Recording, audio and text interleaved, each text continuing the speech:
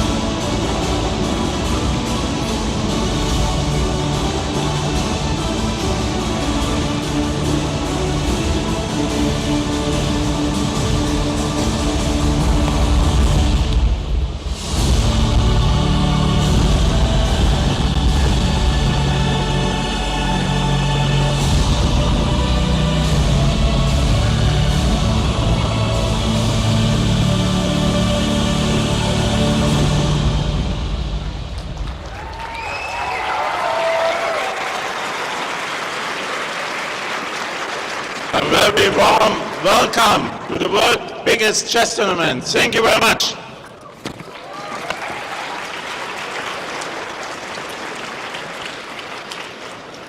Herzlich willkommen, Sie alle, euch alle, hier in Karlsruhe. Was für ein Bild. Wir hatten mal wieder nur wenige Wochen Zeit, aber das, was ihr uns heute hier schenkt, diese volle Halle, das ist ein Traum für uns. Vielen, vielen Dank, dass ihr alle da seid und dass ihr euch selbst so beschenkt. Dankeschön.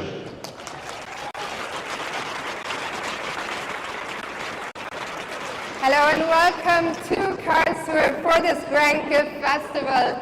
Our tournament director Sven Noppes was just saying that it is a dream to see this beautiful hall full of so many of you. So thank you to each and every one of you for coming here and have a great time, and give it up for yourselves.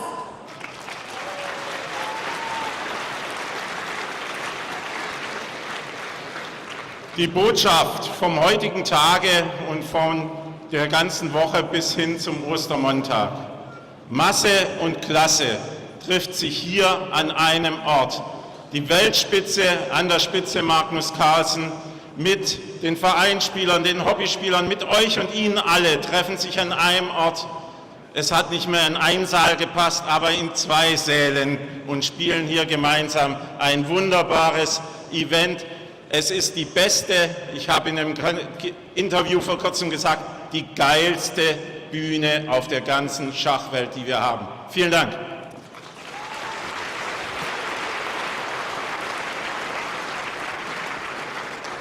Over this Easter weekend, mass meets class here in Karlsruhe. Of course, the entire field is led by the man who will be sitting here, Magnus Carlsen himself, and we're so excited to see so many great fights and so many people returning here to Karlsruhe. Ja, ich darf euch natürlich als erstes vorstellen, Fiona Steil-Antoni, die mich die nächsten Tage hier durch das Turnier begleiten wird. Und mit uns beiden werden wir jede Runde des Turniers hier zu Beginn eröffnen. Herzlich willkommen, Fiona.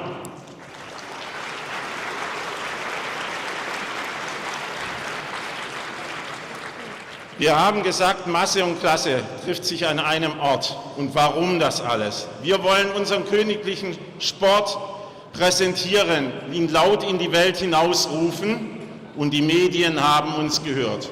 Wir haben hier eine Bühne mit 60 Kameras für die Live-Übertragung. Chess.com, die das hier technisch zusammen mit UFUG und Menno als Team mit AV Data organisieren und bereitstellen.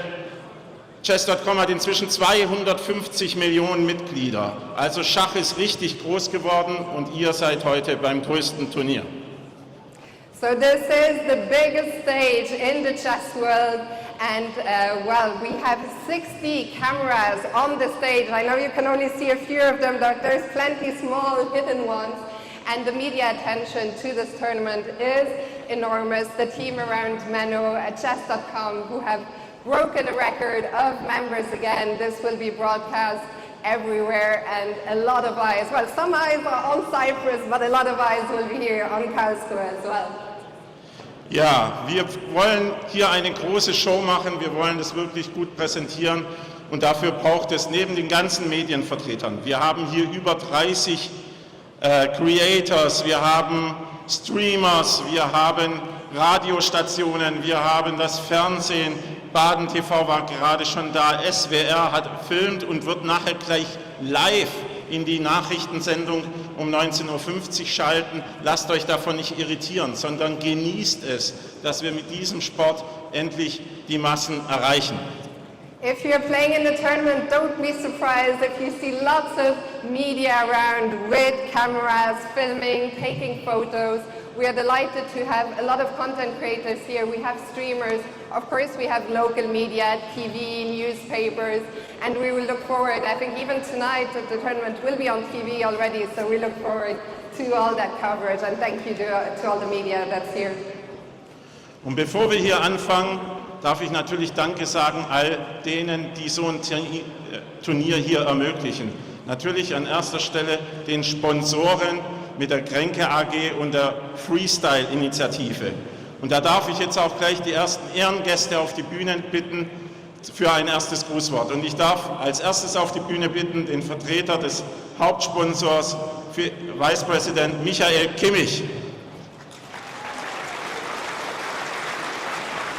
Just very quickly, we are of course most thankful to all the sponsors of this tournament, mainly Grenke AG and Freestyle. And now we have Mr. Kimmich, the representative for Grenke. Liebe Schachfreundinnen und Schachfreunde, ein ganz herzliches Willkommen im Namen der Grenke AG beim Grenke Chess Festival. Es ist mir eine große Freude, Sie alle hier in Karlsruhe begrüßen zu können. Und es ist uns allen auch eine ganz große Ehre, dieses außergewöhnliche Turnier als Hauptsponsor zu unterstützen. Ein Turnier, das zu den wichtigsten offenen Schachveranstaltungen der Welt zählt und mit über 3500 Spielerinnen und Spielern aller Spielstärken wirklich vom Anfänger bis zum Supergroßmeister alle zusammenbringt. So I'll keep it a little bit shorter, but on behalf of Grenke AG, Mr. Kimmich is welcoming everyone here in Karlsruhe for this extraordinary event with over 3,500 players, and Grenke AG is proud to continue this main sponsorship. Für diesen Sport empfinde ich wirklich persönlich große Bewunderung, denn Schach zeigt für mich auf eindrucksvolle Weise, was strategisches Denken bedeutet. Sie müssen wissen, ich bin bei uns zuständig für die Unternehmensstrategie. Worum geht's? Es geht um vorauszusehen, abzuwägen, Chancen zu erkennen und auch dann klar zu bleiben, wenn die Lage komplex ist. Und das macht Schach aus. A few words about what makes chess the strategic game. It is, chess is, I think I'm not going to translate everything, but the beauty of chess and what chess means and the parallels, I think, between chess as a game and the strategies. Was dieses Festival aber besonders macht, ist nicht nur die schiere Größe, sondern auch die Atmosphäre. Wenn ich hier die Energie in diesem Saal sehe, und ich war auch schon in den anderen Sälen, dann ist das der absolute Wahnsinn. Die internationale Vielfalt, die Konzentration am Brett, die wir später spüren werden, und dann der Respekt untereinander. What makes this tournament so special, of course, is not only the sheer size of it, but the atmosphere, the fighting spirit here in the room, and those are things that really make this tournament very unique. Ein herzliches Dankeschön kann ich schon zurückgeben an das Schachzentrum Baden-Baden als Ausrichter und auch dem Turnierdirektor Sven Loppes. Das Engagement von allen hier hat dazu geführt, dass die Weltspitze des Schachs hier heute in Karlsruhe zusammenfindet. So thank you to the Chess Center from Baden-Baden, and of course to our tournament director Sven Loppes, all of whom have worked hard together to make this event happen. Ich bin mir sicher, dass, wie Sven Loppes es gesagt hat, das Klasse-Turnier hier uns alle begeistern wird, und von daher wünsche ich Ihnen viele spannende Duelle, Schach auf höchstem Niveau und vielleicht die ein oder andere überraschende Wendung und vor allen Dingen immer das Glück des klaren Gedankens. Vielen Dank. So Mr. Kimmich wishes you all a lot of fun, exciting games to keep a clear head and mostly enjoy the experience. Thank you very much. Vielen Dank, Michael Kimmich.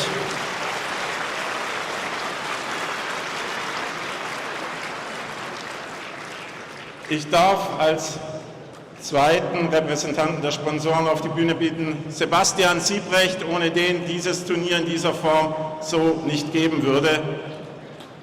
Herzlich willkommen, Sebastian. And now, representing Freestyle Chess, it is the tournament director of that event, Sebastian Siebrecht. Ja, vielen Dank. Da ich ja selber auch Spieler bin und weiß, ihr wollt alle ans Gerät, halte ich mich ganz schnell kurz. Ich weiß nur, das Turnier gibt es eigentlich seit 1997. Was Sven und sein Team hier auf die Beine gestellt haben, ist einfach famos. Früher habe ich als Spieler selber teilgenommen. Ich erinnere mich sogar, damals in Deizisau gab es sogar Nächte, da wurde Freestyle Chess gespielt von Hans-Walter Schmidt. Das war unglaublich, neben den ganzen Doppelrunden, und freue mich danach als Kommentator viel für Grenke gearbeitet zu haben, auch in Baden-Baden. Und jetzt hier als Sponsor und Freund heute hier stehen zu dürfen und dass wir das alles möglich machen können, dass Magnus hier ist, Vincent, die besten Spieler der Welt, ein stärkeres Turnier auf die Beine stellen als die Candidates zurzeit. Mit Nordibek Abdusatarov auch der kommende Mann hier ist, bin ich sehr, sehr froh, dass wir so ein starkes Teilnehmerfeld haben.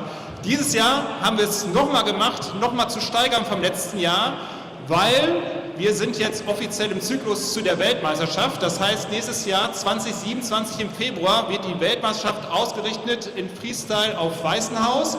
Und da wird hier in der Open Section der Sieger wird direkt ein Ticket kriegen, einen Boarding Pass zu der Weltmeisterschaft.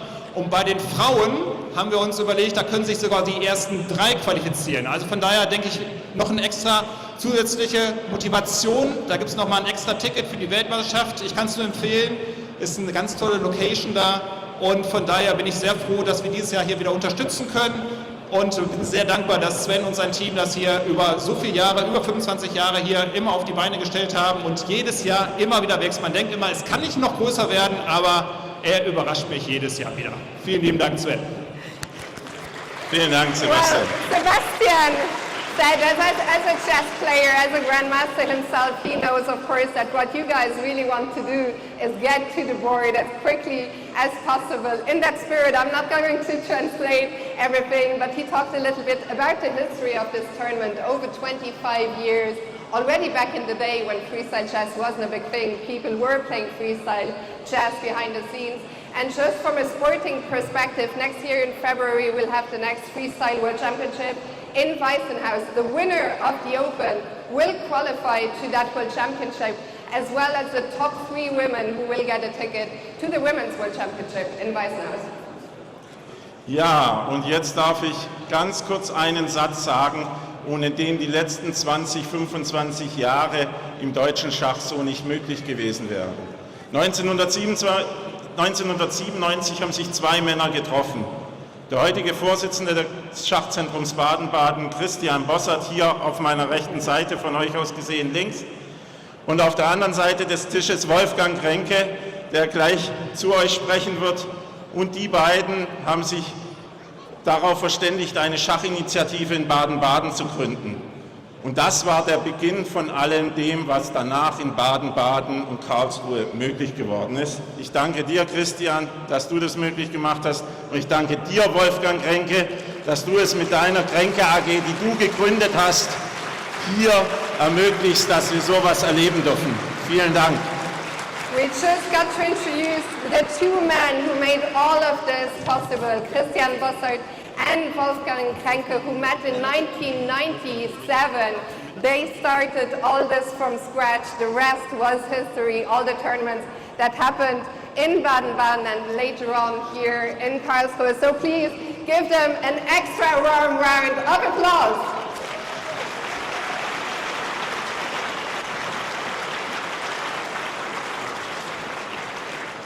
Ladies and gentlemen, since time is running short, let's get right to the point. I too would like to extend a warm welcome to you. Our chess festival has set a new attendance record, and it's once again making history. A special thank you goes out to the many volunteers and supporters. It is not a small feat what they have already accomplished during the preparations, so that you, our guests, can experience a well-organized and inspiring tournament over these 5 days. I wish you interesting games, good luck, and that you will look back fondly on these days in Karlsruhe. Thank you. Danke, Wolfgang Grenke.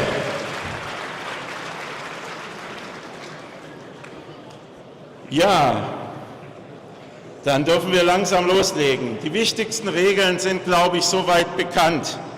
Ich möchte darauf hinweisen, dass wir ab morgen eine Karenzzeit von 0 Minuten im Freestyle-Bereich haben, egal ob hier oder in der anderen Halle gespielt wird. So now we get to the important part, the regulations. The first point is zero tolerance for all of you who are playing in the freestyle events, both in this hall and in the second hall over there. From tomorrow, you need to sit at the board when the position is drawn or you will be forfeited. Und jetzt kommen wir zur Auslosung der Stellung. Und das lässt sich kein anderer nehmen als derjenige, der die Initiative hier gestartet hat. Christian Bossert wird die erste Stellung selbst auslosen. Ich dachte, du wirst vor dem Tisch stehen, Christian. Du ziehst doch. Soll ich die Stellung ziehen? Was machst du dann? Ziehst du dann die Stellung? Er möchte das ziehen. Okay, looks like I'm going to be the one drawing the position. Bereit, ready.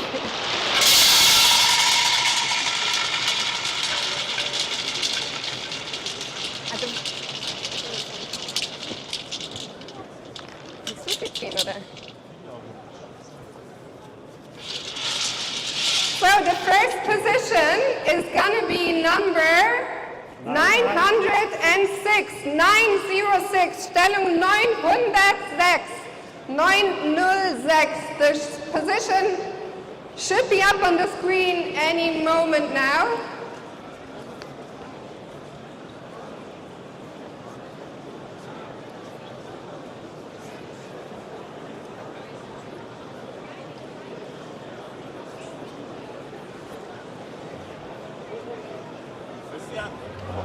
Ist organisiert, dass die Stellung hochkommt? Nee, können Sie sich auswählen.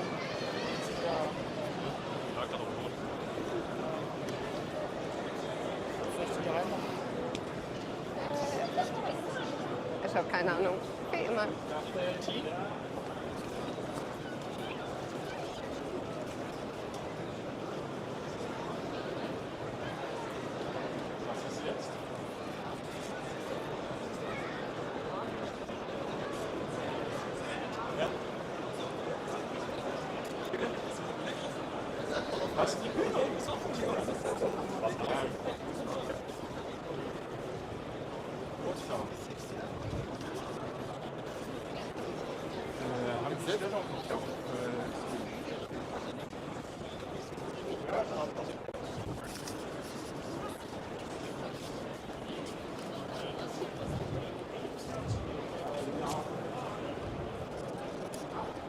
Hey.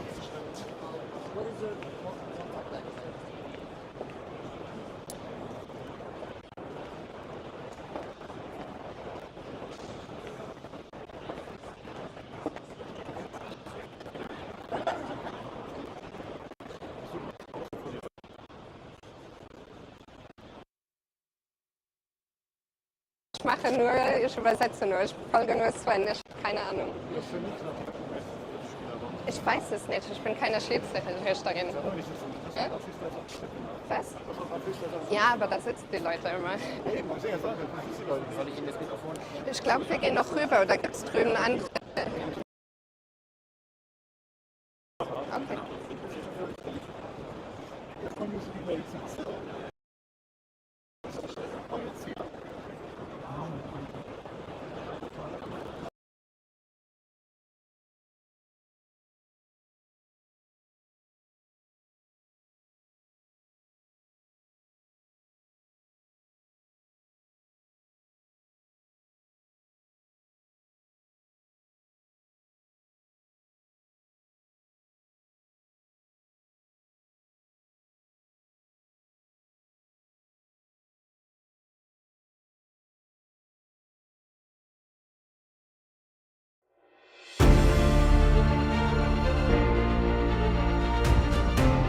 Do you want to put your chess skills to the test? Now it's your move. Welcome to the world's largest chess tournament.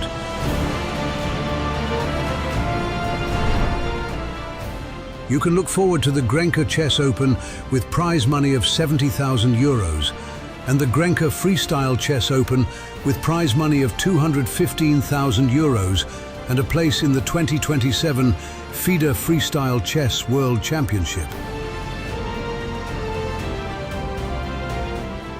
This is your chance to compete against the best players in the world, such as Magnus and Vincent. Are you ready?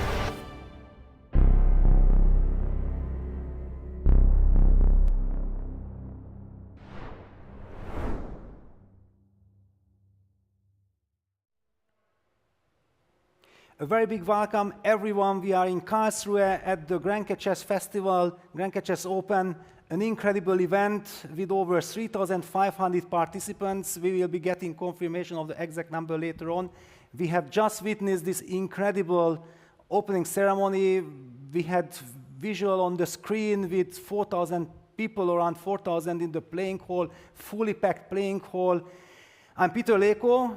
We will be covering the Grenke Chess Open, the largest open in the world, together with my partner, Alexander Donchenko. Alexander, please tell me, what do you think? What are your first impressions? Yeah, first of all, Peter, also very happy to be here and be doing this with you. It's a bit of a first for me. I also was there live for a little bit during the opening ceremony. It looked very impressive with the lights darkened, and it was a real show.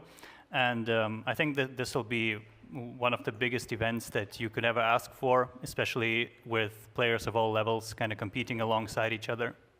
Yes, I think we have heard Sven Lopez on stage mentioning that the masses and the stars together, and this is really the key factor here at Grenke Chess Festival every year, and it's so impressive to see how it's growing year and year. Last year we had a record-breaking 3,000 something spectators, participants, spectators as well, because yes, all of these players, once they finish their games, they are heading towards the stage. They want to see Magnus Carlsen in action. They want to see all the big stars, and there we see Magnus Carlsen sitting, adjusting the pieces.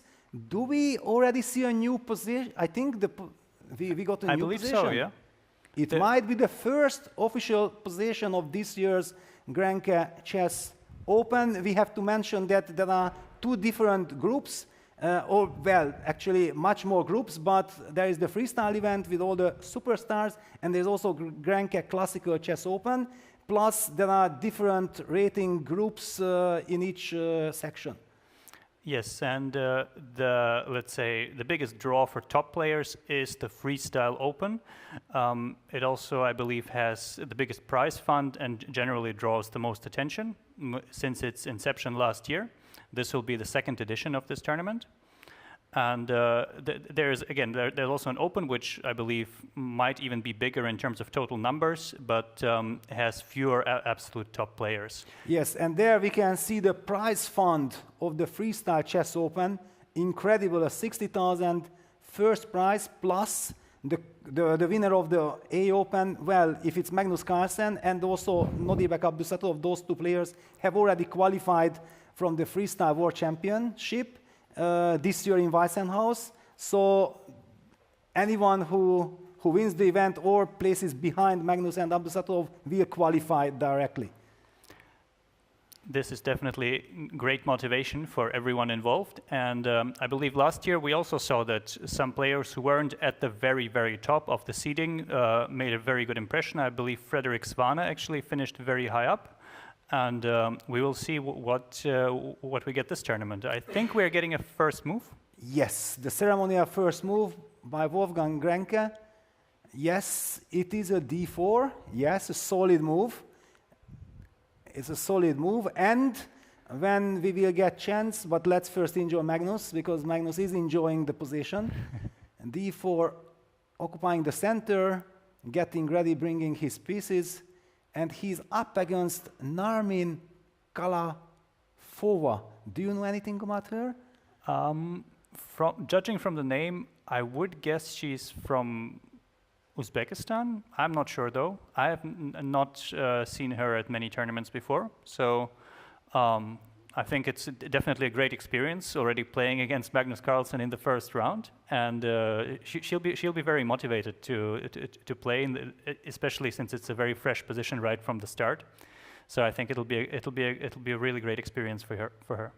And we already see that on our the game has not yet started, so it's just the ceremonial first move happened, but the games are not officially on yet. So does this mean that Magnus actually can take back his pawn back to d2 and then decide on his first move? Usually I believe so, but knowing Magnus, I would guess he just sticks with d4. He's not the type to play these kind of curious mind games, especially just with a ceremonial move. Yes, and we only see Magnus Carlsen on our full screen, but believe me, there are many thousand people in the playing hall. When slowly they are going to their seats. Yeah, exactly. Let's just treasure this view, this tremendous playing hall, and this is not the only playing hall, this is just the main playing hall. And it's not even all of it, yeah? Yes, it's incredible. Yeah, as you said, yeah, we had a wonderful light show, we had this music, everything. I was there and I felt like, wow, this is some very magic moment. And the players are taking their seats, they are ready. I have met also so many people outside. They are so excited that they are here. The tournament is starting. Everybody is waiting every year for this wonderful event to happen. You know, I think the venue is also very recognizable because of these huge posters of the biggest players for this year's event. I think it has been like this for a few years, and it's always a kind of striking when you see it from up above that these players are kind of already very present in everyone's mind. Yes, here we see Magnus Carlsen and Nuribek Abdusattorov up there. And yeah, basically we already know these two players are qualified for next year's World Championship. And there we see Vincent Keimer in action on the stage with so many fans, German fans rooting for him. This is his home tournament, home crowd, and he played the move e4. And he's up against Sonia Maria Blum. I think you can tell something about her. This is actually someone I know very well because she was one of the first players I competed against in the under 8 sections. So wow. we have a long history going back. And I didn't do too well against her back then, but I think she focused on something else after graduation, and still she managed to get to, I believe, about 2100 at least. I don't know if these ratings are freestyle or classical, but here, of course, she gets to play Vincent, which normally would not happen in most tournaments, but I think she's generally a pretty good player, and we'll see how she adjusts to the freestyle format. Yes, talking about the format, you mentioned format, immediately it crossed my mind that, yeah, we haven't revealed another very special feature in this event, that giving the chance for players to experience both the classical chess and the freestyle chess. It goes hand in hand.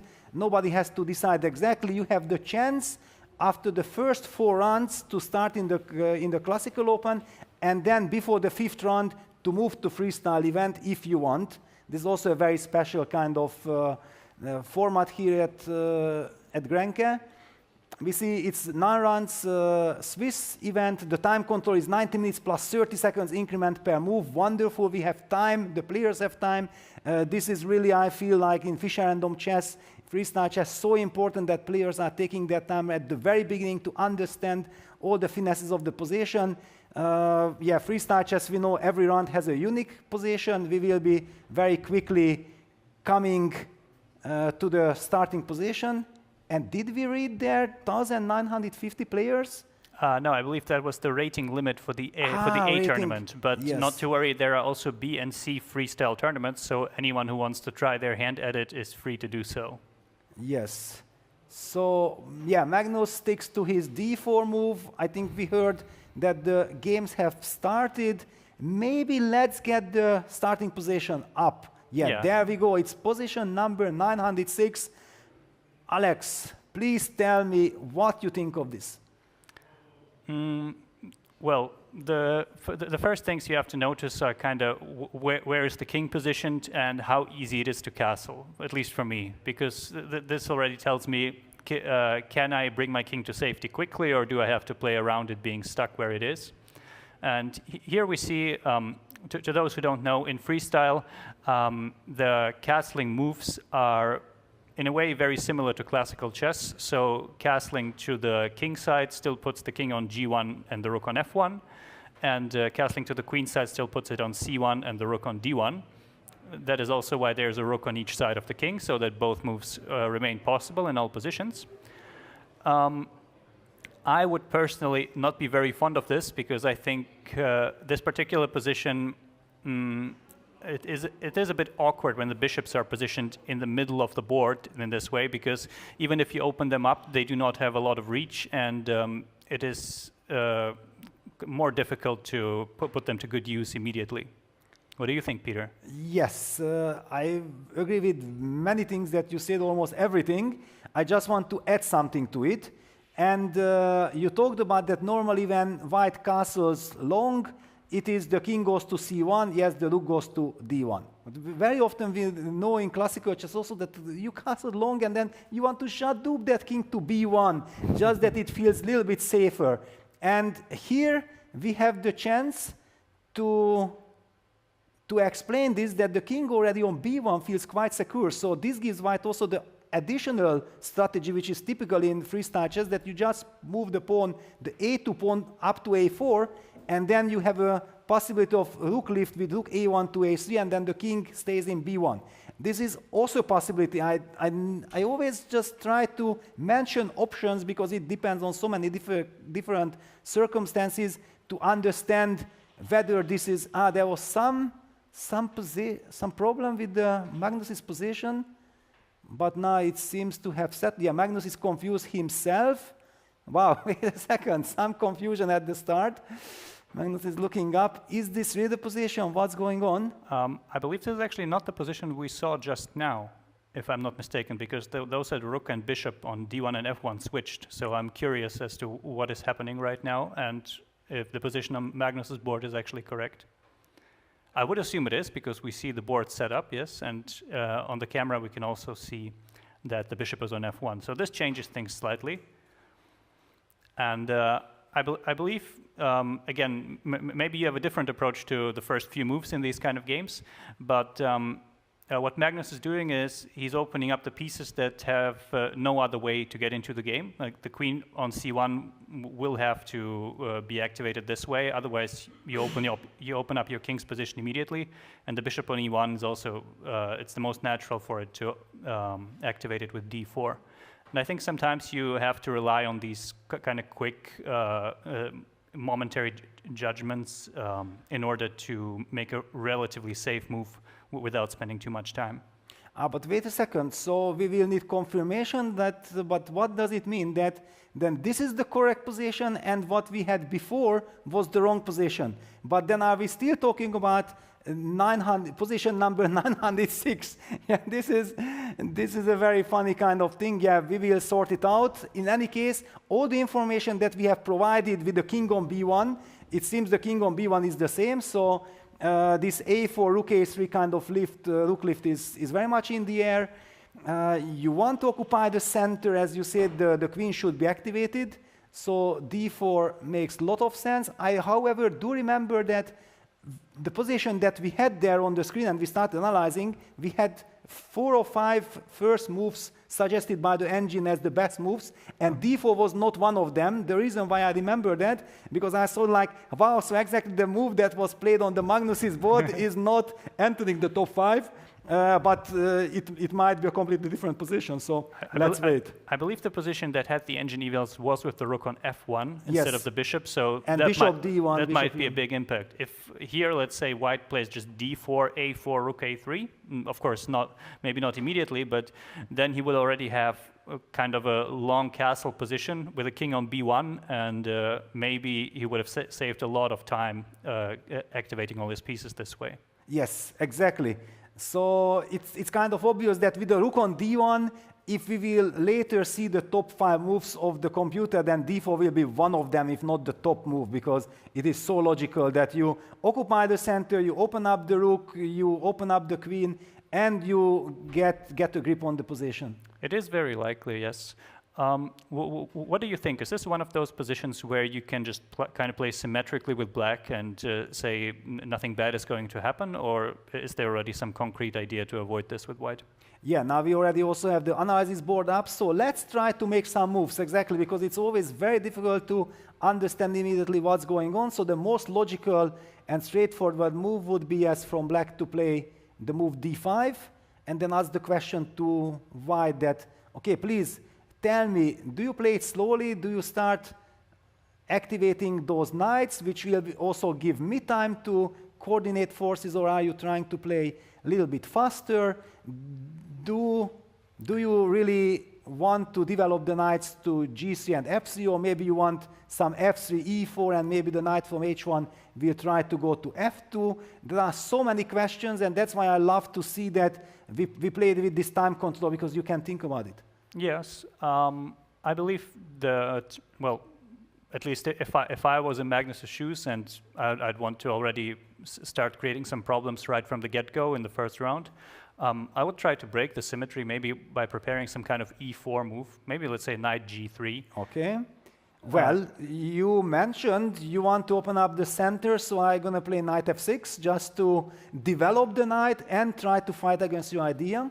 Yes, and here the question is if f3 makes any sense, but it has to be checked at least, because it is the most straightforward way to play. Yeah, preparing e4. So one of the thematic ideas could be to try to play the move knight g6, so that against e4 I will be able to play e5 or d takes e4, fe4, and then e5, fighting against the center. And these are the questions that, if you don't have time, then it's very difficult to give an automatic answer to who is benefiting from all this, no? Yes, like initially I would say that to me it feels like black is developing more pieces, he should be fine if e4 comes, but if we actually look at the moves after e4, e5 immediately potentially can be met with takes and f4. Exactly.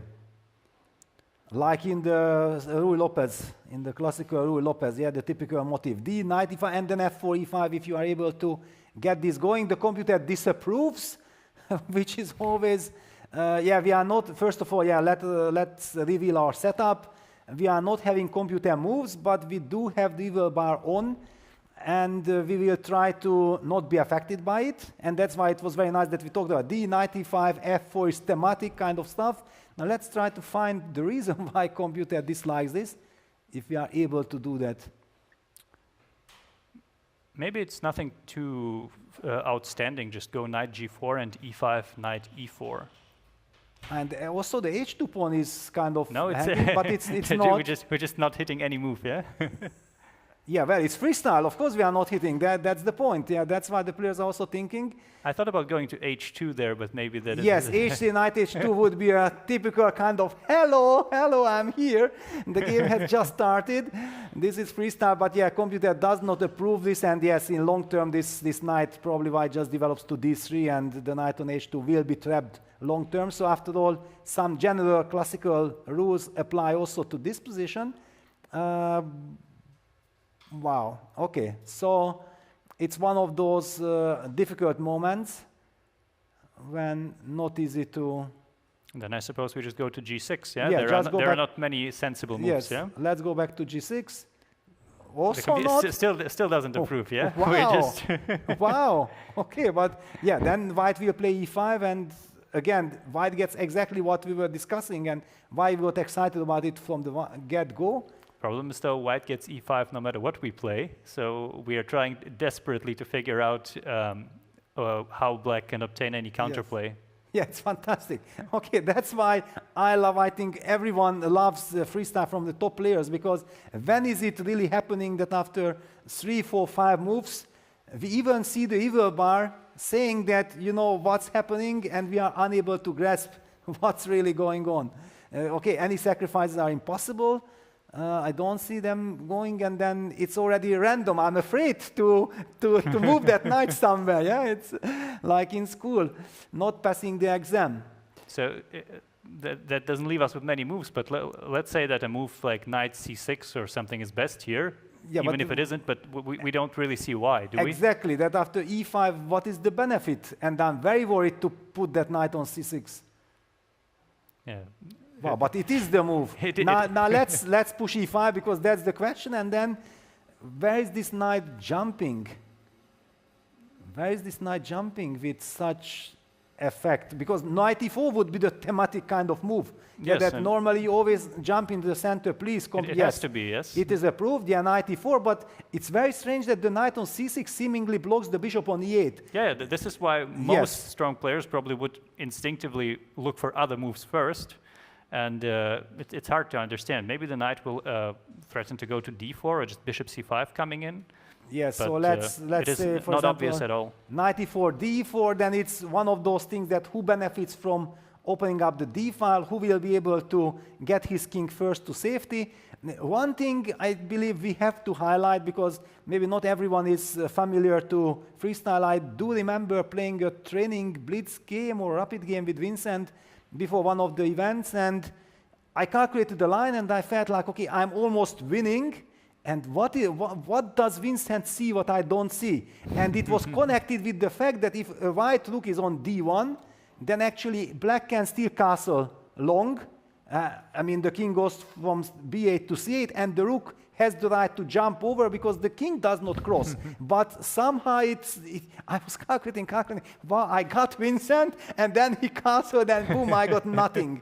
It was very funny. So always watch out for this castles business, because it can really change the evolution of the position from winning to losing even in some of the positions. But okay, let's get back to live action.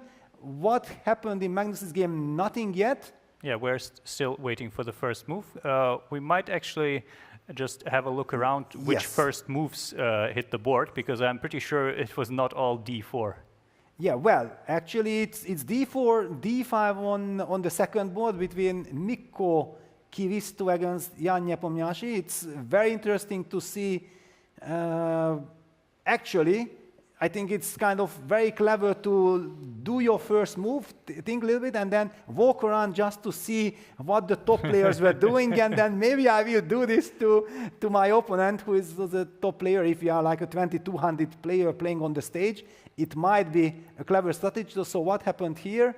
Let's take a look. d4, d5, bishop b4. Yeah, it's a typical kind of move, activating the bishop, trying to undermine black's e6 move, but normally this is slow, and Nepo immediately jumps on the possibility of hitting that bishop. I think this idea happens sometimes when you can, let's say, target a bishop on h8 or g8, where it's hard to protect it and unpin the pawn. But here in this case, the e7 pawn is kind of comfortable where it is, and you're also giving this a5 tempo, which, as we discussed earlier, the a pawn might move on its own, and here it's invited to do so. Yes, and the reason why I highlighted back then this idea that I'm not sure that the white knight wants to go to g3, because there is this f3, knight f2 kind of idea. The same applies that now after f6, black also has this bishop g6 kind of idea, that the bishop can be activated to this diagonal. Oops, not this one. Bishop g6, and then hitting on the h7 b1 diagonal, and then who knows, the knight might jump to f7, and then you're going to play e5. Your bishop is also beautifully protected. So there are a lot of possibilities, but what I noticed in all these freestyle games that I've been commentating, that making committal decisions at the start very often backfire. Yeah, because seemingly you do something, your opponent is just reacting, and by reacting improves the position, and long terms, actually, by doing the committal decision early on, you are actually limiting your own possibilities? I think it's just that most players, even at a very high level, cannot reliably assess everything in a freestyle position when it's only 2 or 3 moves old. And here we see also a move like f6. Maybe he wants to go e5, maybe he wants to go knight f7, knight g6, who knows? But he keeps as many options open as possible, while white's bishop is already committed to a3 in this case, and it will not go anywhere else in the near future. Yes, the bishop is already stuck, so white played the gambit, what kind of gambit is this? e4. Nyapo says, thank you very much, I'm gonna take, and after knight g3, Nyapo blitzes out the move f6, f5, and look at that queen from c8 beautifully protecting the f5 pawn. So I would not call it as a sacrifice, it's more like a blunder, a miss. Wait a second, let me just highlight one thing, because if white plays in the spirit, yeah, white plays f3, the thematic kind of stuff, that if e takes f3, knight f3, then I'm pretty sure that Jan is thinking about g6, f takes e4, bishop h6, goodbye queen. Black is winning on the spot. Another thing that you have to watch out in freestyle Fischer random chess at the very start, be careful, because expect the unexpected. Yes, and actually if we go back in this line 2 moves, my first impulse was to go bishop c4 instead of f3, or even knight g3, but let's say here. And then black, okay, here knight f, probably, let's maybe go back 1 move so the knight doesn't have the f6 square, just to go bishop c4 here. I would assume black goes, I don't know, bishop, I just want to go knight h6, let's say. Yes. I just want to highlight that black has a threat of b5 followed by b4 here, trapping the bishop. Wow. Again, very much non-standard, and the seemingly active bishop c4 kind of backfires here because you have nowhere to put it. And if, for example, bishop b3, black might still go b5 and threatening to trap one of the bishops in one way or another. Again, these kind of themes, they don't happen often in regular games, but here you always have to be on the lookout. That's also why players spend so much time on the first few moves here. Yeah, but wait a second, Jan, Nyapo, what did he do? He didn't go for the cheapo. He didn't go for the cheapo, but Jan is famous for going for the cheapo. I was 100% sure that that's what he wants, and he wants to be the first to win in the first run. Go, have a nice rest, walk around the castle, enjoy Karlsruhe. It's a beautiful city. Afterwards, we will be having double runs every day. Very difficult, but Jan actually after f5, f3 just said, I'm going to develop my knight to f6. I'm extra pawn, but somehow g6 was more stylish. Yes, I think so, and maybe also he's, I don't know how players approach these games, but sometimes, especially in the early rounds of an open, you're still somewhat on autopilot and you feel like, already my position is pretty good, I got very easy play, and the opponent has to prove something for an extra pawn. So he might just be briefly looking over the position and sees that knight f6 is not a bad move, which is good enough for in this case. Yes. Okay, we have covered this game extensively. I just very quickly want to get back to the Magnus game, that what is happening, because I'm famous for calling it out that please everyone take his time for the first move, but this I'm a little bit frightened because Narmin seems to be a little overdoing it. If you are not sure, okay, d4, d5, d4, d5 cannot be bad. Get up from your chair, please. Walk around, have a look what Nyapo is doing. Ah, yes, Nyapo played d5, it cannot be bad. All right, let me see some motives, what other players are doing. But Narmi is actually playing the absolute fair game. She wants to think on her own. But actually, okay, let's speculate that what other first move candidates are in the position. Alex? I would say maybe if you want to play something kind of hyper modern, like kind of keeping the center not occupied, you could consider, let's say, knight f6.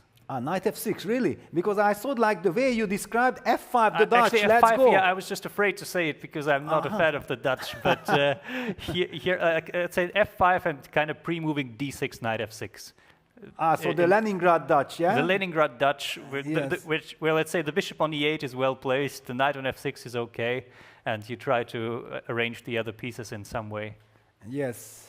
interesting because the funny thing is that if Magnus would be black in this position and in the first round, opponent would play the move d4 and Magnus is taking his time, I would be saying, yes, okay, d5, Magnus considers a little bit too boring, I don't want to be so conservative.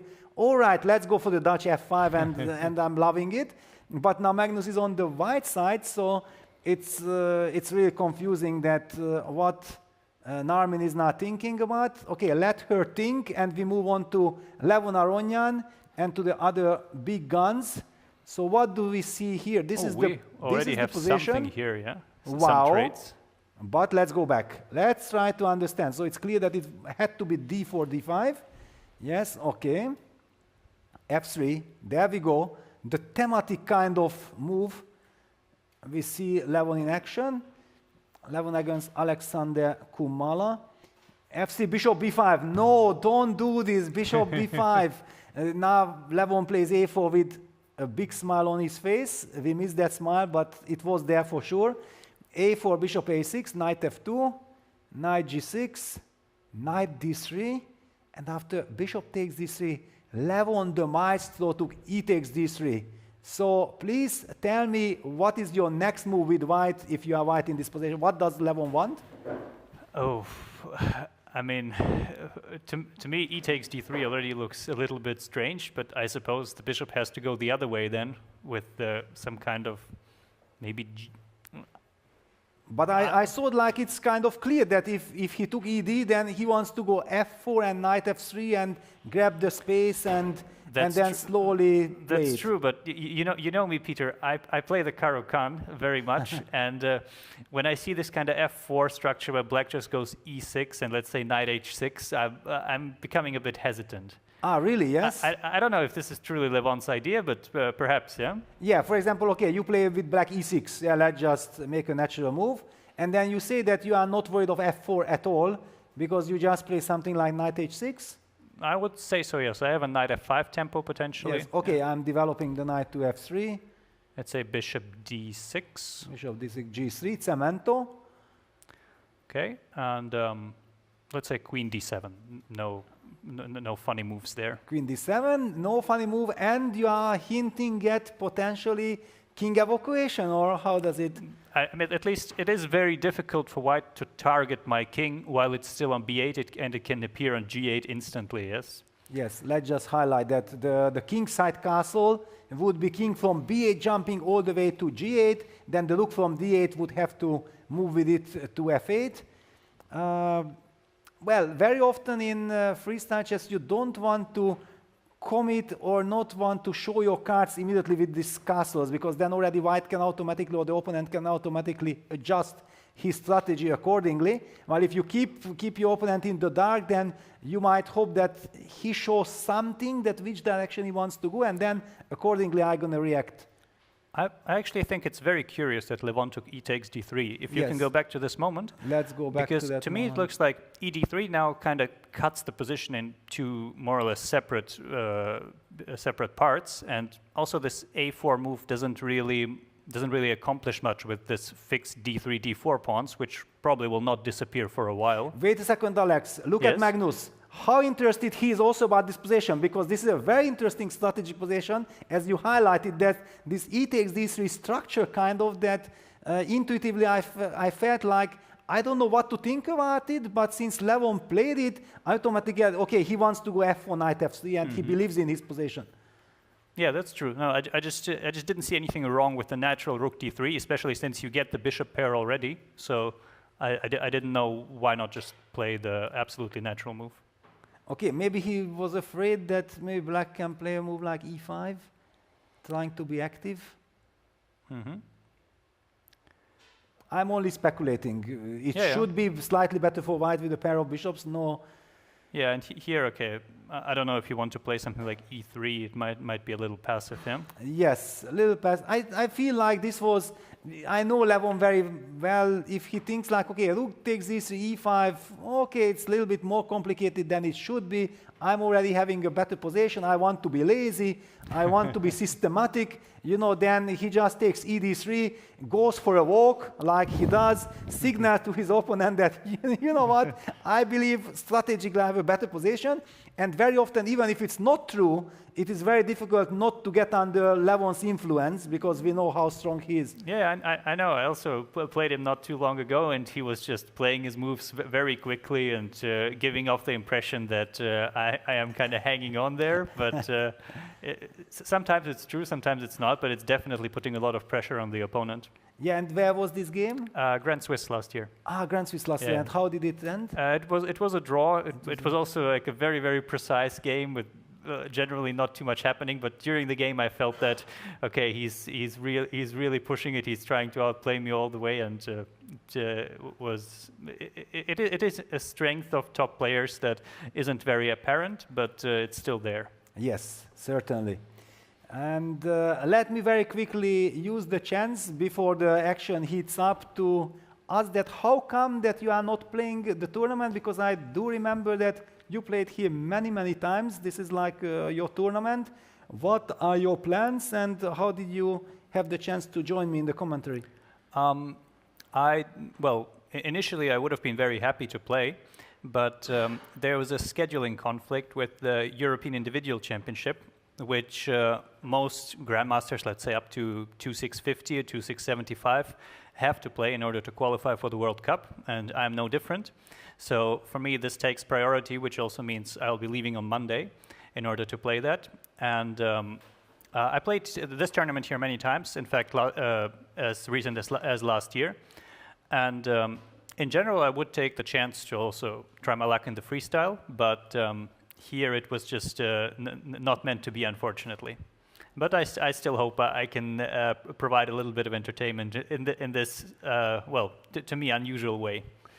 Yes, I'm very happy to have you as a partner, and I would like to highlight that, yes, I understand your reasonings, because I know that you are a great player. I know how strong you are. We have also had some camps together with the national team, the German national team. And however, the chess world, I believe, knows you very well for your tremendous performance at last year's World Cup at Goa. Yeah, you were really very close. You had this epic match against Levon Guillem. Yeah, that was incredible with some insane tie breaks.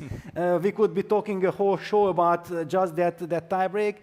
So I perfectly understand that qualifying for the World Cup is of vital importance for you.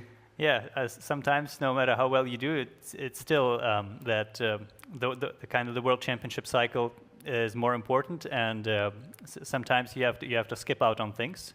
But well, I still think I'm happy where I am, and hopefully I'll be able to play next year. But until then, we'll see what the other, as you so generously put me in the great player category, what the other great players are going to come up with. Yes, let's take a look. So we already looked at Magnus's game. Well, actually, I'm not sure if there is any progress on that game yet.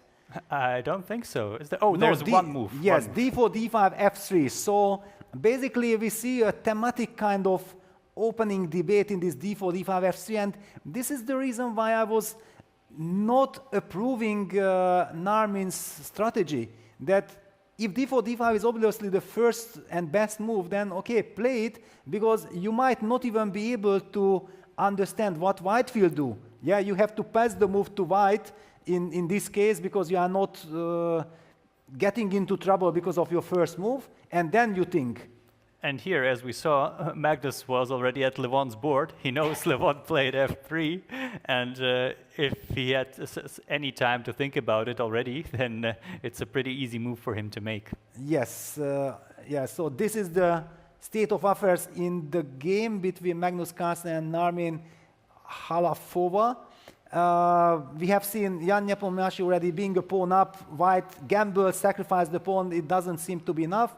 Levon seems to be slightly better. Let's take a look at Hans Niemann.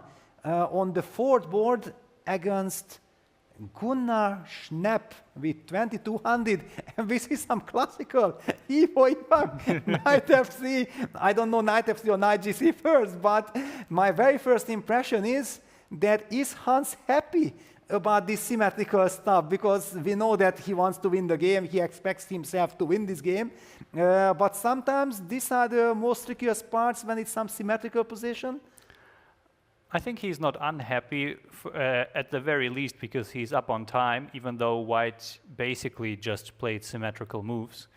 And also, except for the bishops on the e-file, this reminds me a little bit of an Italian potentially, especially if both sides castle short. And the structure isn't really too simplified yet. I think there's a lot of potential here, so I think Hans is not unhappy. He can just kind of wait for the right moment to break the symmetry. Yes, I understand, but it just somehow to me, when I look at this position and I imagine that it's Hans sitting there on the black side, somehow in my mind I always feel that Hans likes to bully his opponent, yeah, that he wants to put pressure, he wants to confront him that, yes, I'm coming, and these first two moves does not signal me this. Yeah? If I would be Gunnar Schnepp, then I would be thinking that, okay, I couldn't have asked for a better position than this. It's a symmetrical one, and now Hans is thinking about whether he should keep the symmetry, or is there a way to try to break it? Anything that catches your attention, that maybe some unbalance somehow? The thing that I would consider and probably reject, but I would consider it at least, is bishop c5, to kind of keep the knight on g8. The problem with it is that it might run into something like knight takes e5. Yeah, very typical idea. Yes. In e4, e5 positions for the classical starting position, and here it also works very nicely. If, let's say, bishop d6 or something, just takes, and f4, and White is rolling up the board. So this is something that won't work, and still, no matter how you twist it, there are good squares where the pieces belong, so you have to see if you can avoid putting the knight on f6 for a long time. Yeah, but maybe it's also the best move is just to play knight f6 and then wait for White to make up his mind. Yeah, because also one thing that I noticed, as you highlighted, that the thematic bishop c4, bishop c5 can be met by this knight takes e5, knight takes e4 ideas. Then what is exactly White's natural move? Is something like d2, d4, playing the Scotch game makes sense, but these kind of things, just very quickly to highlight, like if d4, e takes d4, knight takes d4, if White plays the classical Scotch, then I'm not sure if Black is not able to play a very well-timed d5, and all of a sudden, because of this knight on d4, Black was able to open up the center, and sometimes these symmetrical positions can be even very, very tricky, because you can even end up in trouble. According to the computer, there is no trouble for White, but I can imagine something going wrong here. Yes, and I believe also Hans doesn't really want to keep the game symmetrical for very long, especially if it opens up this way. That can't be the idea. Maybe that is also why he's investing some time here. It is not so easy to see, though, how he can, let's say, develop in a reasonable way and still avoid the kind of simple plan of either d4 or just, well, bishop c4 if it works tactically, because it is always hard to play against an opponent who has, in this case, the initiative of the first move and just doesn't mind a draw. Yes, but here just to highlight that even with an extra tempo for White, the same idea that we look from Black still works for Black's favor in this case. Yeah, all right. It will be interesting to see how Hans reacts. But I feel like if he plays knight f6, then he should have done it 6 minutes ago. If he's already thinking for so long, he might try to come up with something else. But I don't really see what are the options. I would think that the most radical would be something along the lines of d5, ed, knight f6. But that is stretching the truth of the position a little bit. Yeah, especially because after knight f6, White is unable to play bishop c4, right? So because that is impossible, then I don't really want to get into such confrontations. By the way, maybe white can protect that pawn with c4. Can I I'm be hoping greedy? that he kind of does, but here again, it doesn't seem that he's weakening his king in any meaningful way. And d5 on the board. Ladies and gentlemen, Hans Niemann listening, waiting for us to analyze the position. Are you sure? And he no, he played c5. Okay, there we good. go, yeah. Because I wanted to say that there is no way Hans is taking all this time and to go d5. No way. Yes, and he played the move c5, which makes sense in order to avoid any kind of d2, d4 simplification. The move c5, yes, we know, everybody knows that it weakens the d5 square, but white's having the knights on gc and absolutely far away from that square might actually signal to Hans that I don't mind. Besides, keeping that knight on g8, just somewhere something like knight e7, knight c6 could be a potential idea as well. Indeed, and I think he has some kind of piece set up in mind here. I just don't clearly see what it is yet, because maybe the knight will go to f6 after all, after d4 is prevented. I mean, I would play bishop c4 relatively fast. Exactly, yes, me too. Which is a big mistake. Which is a big mistake. Wow, yeah, it looks so tempting. Is some knight f4 working, or is there some other idea? This pawn is still hanging. Okay. Yeah, but perhaps we just go d6 and threaten knight f4? Just like this, yeah? I don't know. It doesn't feel overwhelming. But apparently it's just, it doesn't need to be, yeah? Yeah, because this pawn is hanging, yeah, then the whole bishop c4 kind of idea. According to the computer, there's something even stronger, but it's enough just to dismiss the move bishop c4 that it's basically pointless due to the weakness on g2. And wow, so c5 is indeed a very smart move. If white is unable to play bishop c4. And I would just like to point out one thing, which I think will not happen, but just in case, sometimes, especially if you are much lower rated, you kind of try to keep the symmetry. If white goes c4 here, which I think isn't a very good move, but in case he does, black might just go knight 8 to e7 and knight c6 right away. Exactly. Kind of using his flexibility and putting the knight on a better square already. Yes, then the knight is much closer to d4 square, and all of a sudden we see that that knight on f3 is misplaced, and then potentially Hans will also have the idea of going knight f4, knight e6, getting all the benefit of the d4 square, because in these symmetrical positions where you weaken the squares, then it is very vital that whose pieces are able to get to the weaknesses as quickly as possible, and in this case, obviously the answer is it would be black. So yeah, very smart decision by c5, bravo. Bravo, Hans. You know, sometimes I like to, just by the small little nuances, think like, it seems to me that Hans is sharp. This is the first game, you can maybe just underestimate your opponent and think like I can make any other move and then we will take it from there. But that he took his time and then comes up with a very subtle c7, c5 move, it signals me something. It's definitely possible, yes, and the move is also good in the way that the first thing you have to do if you want to play for a win is kind of force your opponent to make decisions which cannot be made instantly. And here already white has some options, and none of them are 100% clear that this is the way to go. Even if he was just looking for like the 100% best move, we couldn't totally say what it is. Maybe it is c3, or maybe it is some kind of other setup that keeps the g2 pawn protected. But already he's asking questions very early on, and he doesn't really commit to anything kind of dubious as, let's say, d5 would have been. Exactly, yes. If you would have played d5 with the intention, okay, I don't care what I do, I'm going to win this game later on anyway, I would be very critical of Hans that no, this is not the right attitude. No, you cannot play like this. You will be punished. But the c7, c5, and we will be coming back to this at the end of the tournament. We will see how Hans does. But if he does well, then, ladies and gentlemen, I can already now highlight that c7, c5 was the first signal that Hans is in great shape. He means business. So, all right, we have talked about this game long enough. Let's take a look at the fan favorite Vincent against Sonia Maria Blum. Speaking of Peter, I wanted to ask you, did you ever analyze these freestyle positions seriously?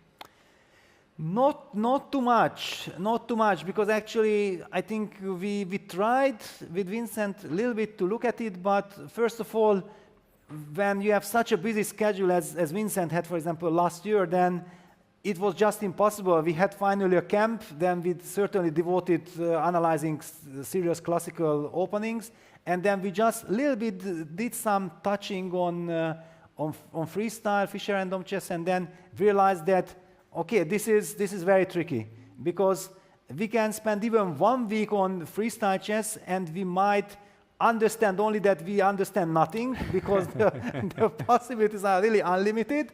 Or maybe we just leave it there, that we assume, because Vincent has shown with his result that actually it suits him, and he's just very happy that he can play chess, he can just show up, he can have a good rest before, instead of rehearsing hundreds of lines. And we also here we see this e4, c4 kind of pawn structure. Let's take a look actually how did this happen, because it's very instructive. Vincent immediately opened up the center with e4, e5, d4. The computer actually approves. I have really experienced this, that many times Vincent is ready to break the center. Now I played with him in South Africa. We had a simul together on 20 boards against local players. Actually, the local players were extremely strong. It was a very tough simul. And then we get the new position, and then Vincent says, you know, Peter, actually here we have to go d4. It's clearly the best move, and then we will crush everyone quickly. And I say, Vincent, we came here to South Africa. We are having this simultaneous exhibition. I don't want to crush anyone. You know, I want everyone to enjoy the time, to get the position. And then, you know, I was the one who made the first move. So I deliberately only played in 1 or 2 boards d4. Everything else I was making all the other moves. Like usually in simul, you try c4, d4, usually e4. mix it around. Exactly, yeah, you mix around. And then what happened? That in the games when I did not play d4, we got absolutely nothing. And then Vincent was blaming me that I told you not to. I said, okay, I understand. Yes, it's nothing, but now we will play it. You know, I understand you are very competitive, but okay, we don't have to force the win immediately. And everywhere where we played d4, we won very easily. Yes, because it was obviously the main move. And I see that also here he's ready to break up the center. Actually, bishop c5 will come with the tempo. So I would not 100% be sure that this is such an easy choice, but this, I think this kind of explains, despite Levon claiming apparently that c4 is not the best, but this was the strategy. This is also very much maybe the idea that Hans is trying to use as well, that he occupies the center with e5, c5, he wins, and with e4, c4, then he breaks in the center and tries to play a Maróczy bind kind of structure. Yeah, you kind of you take the space, and then already you have something that you can fall back on. And I think in this case, especially if you're white and you have the extra move, it's something to rely on. Nothing too bad is going to happen here. I would be a little bit curious where he wants to put his king, because obviously he can no longer castle short since the rook moved. So I would assume he wants to prepare some kind of long castle, which actually, it begs the question if there was another square for the rook, but possibly there just wasn't any adequate square, yeah, because you don't really want to put it on d2. I'm always a bit hesitant to have the king out in, let's say, not the open, but still, it's a little bit exposed, even though it can't be attacked just yet. If he got this position with the king on g1, let's say after knight f3, then I'd instantly say Vincent is much better. Yes. And we'll have to see how he develops. Also, b4 might be coming with tempo if it's not prevented in any way. But there is one more angle, and I think this is how players and everybody is learning the motifs, that eventually there might be the same idea that we have noticed in the Hans game with black, with knight f4 attacking the then g2 weakness. Here the g7 could be a weakness, and by activating that bishop, which came with a tempo, and we see already that computer said that 1 move ago the position was kind of equal. Black played the most natural move, winning the tempo, hitting the rook, and already the evil bar is jumping like white is kind of clearly better, and Vincent is looking around, wondering around that, did other players also find this great idea that what I'm showing here? It's just so much fun, yeah. And this is what Magnus was also telling in many of the tournaments, that when players were discussing the first moves in all these super events in the Grand Chess, the Grand Slam Tour last year in freestyle, then very often the players discussed together and everybody followed a certain kind of opening. And we have seen many repetitions. And Magnus was kind of in one of the interviews saying that, but I don't think that this is exactly the main point of freestyle chess, free-random chess, and it would be so much more interesting to have different structures, and here we have different structures. Yes, it is. And I believe that eventually, but it's not the case yet, but the more players play freestyle, the more, of course, they will adapt to optimize what they do, since, well, they are the top players, they want to keep winning, even in freestyle, and of course they have to play very well in the opening as well. So I think we will see, let's say, eventually more established patterns how players think about this, especially if they have a lot of experience. But this is not the case here yet, and we'll see. A5 was actually the move I considered most natural. But look at this, sorry to interrupt, but I see in Vincent's body language that he is a little bit now excited, like he's thinking, can I actually use this knight f5 idea somewhere?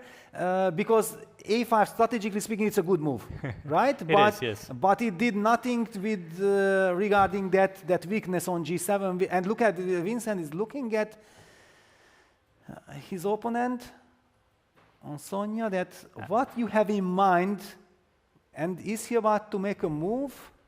Not yet. I don't think so. I also believe that, let's say, he would use 2 moves at least, potentially more if he takes the bishop or moves the knight back from g7, and he kind of has to check if there is any serious idea against it.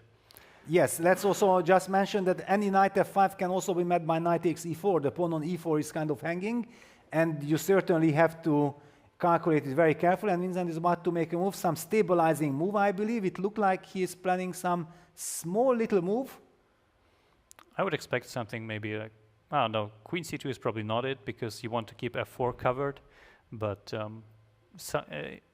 I would assume he protects the e4 pawn. It's just not very obvious how to do so in the most convenient way. Well, he can also do, well, but knight e, I wanted to highlight that knight e2, knight c3 maneuver just as with Hans, but then maybe there is some knight g4 against knight e2, and there is some unpleasant question how to protect that f2 pawn. Okay, maybe the knight can go to d4, but then the h2 pawn is falling. One move that came to my mind is a little bit maybe strange, counterintuitive, knight h3, but the reason why I like knight h3 was that I can after follow it up with f3, cement the position, protect the pawn, and there won't be a hanging knight. And Vincent goes knight e2. Wow, Magnus is also looking around, so we are not picking a wrong game. Magnus is also excited about Levon's game. Now he's here checking out on Vincent's position, and computer approves as well the move knight e2. Are you sure that his idea is f3 and not just straight up f4?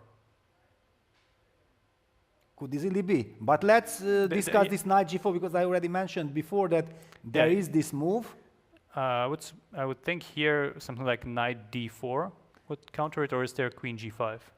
No, queen g5, no, d6. Queen g5, d6. That was my cheapo. Yeah. Yes, Well, that was my cheapo, because seemingly it's wonderful. Wow, I'm maybe winning a piece, but thanks to this queen on c8, I can make a move like d6, and I'm protecting, and then it turns out that white has lost vital time with that move. Yeah, so funny. But yeah, you were assuming knight d4, right? Yeah, I would think that this is the move that kind of improves everything, prepares bishop e2. I don't think you can afford to take on h2. Let's just highlight for our viewers, yeah, knight h2, we are expecting no bishop e2. And yeah, the computer confirms our feelings that you just can't do a move like this. Yeah, if nothing else, f3 will trap this knight permanently. Yeah, and there is perfect harmony Yeah, so knight e2, Sonia is taking her time, think about the position, because yes, if actually white has time to activate that knight, the so-called bad knight, the passive knight from g1, and it lands on c3 or d4, and then white cements the center with f3 or f4, depending on the situation, then black can really get into a lot of trouble because there is no way to confront. Normally there is this typical idea of trying to break with c6, d5, but with this king on b8 construction, this doesn't seem very likely. And then also, how do you ever develop that bishop from e8? Where is this bishop going? I mean, if I was playing this in a blitz game, I would just go d6, bishop c6, just kind of to get the pieces out, and then we'll see what to do with the queen and king. Yeah, but we already talked about it, that who knows if I play knight d4, knight c3. Now you revealed that you want d6, c6, so you tempt me to go knight d4. I don't know. I would think that there is no real alternative to d6 because Yes. c6 isn't realistic at this point. Of course. If knight d4, I don't know if I should include bishop a4 or not. Maybe it makes sense to include bishop Yes. a4. A little bit you Maybe it doesn't, but it's just hard to say. provoke b3 and then you fall back to d7, yeah? But then This- the queen on c8 is stuck. Yeah, and no, actually what my idea was, potentially without b3, since the computer disapproves of this, but to put the bishop on c6 anyway. Anyway, yes? It doesn't look very tempting, but I think taking it doesn't do much in terms of strategically improving white's position. And I keep the square for the queen on d7. And let's say I have a way to get all my pieces out if it comes to the worst. Yes, I think let's just highlight for our viewers that why you think that knight takes c6 is not such a big issue, because one can think like, wow, I'm doubling my pawns, my king is on b8, what happens? But I also see what you mean, that there are kind of strategic benefits. First of all, if black can somehow activate the queen to b6, there can be some really big pressure on the dark squares. If then black's king is in time to even evacuate to the king side, to the other side of the board, black gets a lot of dynamics.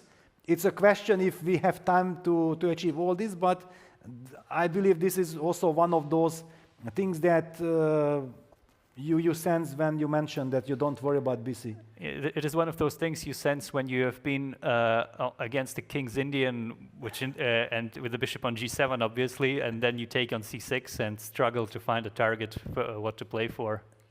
Then eventually you realize the structure might be not so easy to deal with. Yes, it's a very solid structure. So, all right, it's obvious that Vincent has a very nice position. Black has some real issues to think about, that how to deal with the position. Probably d6, bishop c6 is the best. In general, if you ask me after d6, I would probably play knight c3. I prefer the knight more on c3 than on d4. Just more cemento, and then, okay, let's see what happens, and also setting up the threat of maybe knight f5, but knight f5 with pawn on d6 might run again into some knight takes e4 tactics, because knight takes e4, queen takes f5 would be fine for black. All right, we will come back to this game later on. We have Jan Krzysztof Duda in action as well, but we also have some great graphic. I think maybe let's use the chance. Sotiris, our great producer, is coming up, working behind the scenes with tremendous efforts. Let's take a look what he has to offer. All right, here we go, yeah? These are the first moves over probably, how many boards is that? Yeah. That looks like around 70 boards, yeah? A lot, yeah. So 39 times e4, 26 times d4, so e4, d4 kind of moves, playing in the center, the good old classical stuff, and then some f4 stuff, and knight f3, knight g3, neutral move. It cannot be bad, improving the knight's position. Yeah. Yes. I think that in this case, it's also with the knights kind of in the corner, your options are a bit limited. Sometimes when you have, let's say, bishops in opposite corners, you can play on either side and you can be very creative. But here, occupying the center, the white's pieces, well, black's pieces obviously as well, but they're kind of well placed to take control of it, as they are in the usual starting position. So here d4 and e4 overwhelmingly the most popular. Yeah, if you already have it, and yes, it's a wonderful feature. In fact, I have forgotten about it. Very nice, yeah, thanks to Sotis. We have the bird's eye view. This is how we call the bird's eye view. We have access to the top 6 boards. We can see that the Magnus game is progressing rather slowly. In fact, Magnus is blitzing out his moves. d4, d5, f3, knight f6, g4 on the board, and he's up more than 1 hour on the clock. Am I seeing this correctly? Already. Is this possible at all? Physically, is this possible? I think it might be true, but it's very scary. I just feel like Magnus's opponent, she is very intimidated somehow. She is not understanding, and there we see her on our screen. I'm worried. I mean, potentially, but there's just in practical terms there is no way that you can manage your time this way and still continue playing at a high level unless your name is Alexander Grishuk. But for most of us, this is beyond what is possible. Yes, no. This is not right. This is overdoing. And yeah, look at this. Magnus is walking around, looking at all the positions because he knows that he has things under control and the game has not even really started. He's probably also setting up the idea of activating that bishop to g3, occupying this diagonal. For example, if black plays knight g6, then black would have the option of try to play e5. So I'm pretty sure that Magnus's plan to but wait, okay. No, that's not. I was suddenly thinking about some g5, bishop h3, but no, the queen is clearly not trapped. We have bishop d7 and also e6. I think this is more or less what he wants to do is kind of be able to push away the knights which are already kind of fixed on f6 and g6, since the f6 knight prevents the f pawn from moving. So the h8 knight only has one way to go, and he's kind of preparing to push those knights away if needed. Yes, actually, for example, knight g6, bishop g3, followed by h4, and then occupying, threatening h5, kicking that knight away from g6. It seems like Magnus's moves are very positional, nothing much is going on, but actually Magnus is suffocating her opponent, and I don't know that how gentle is this.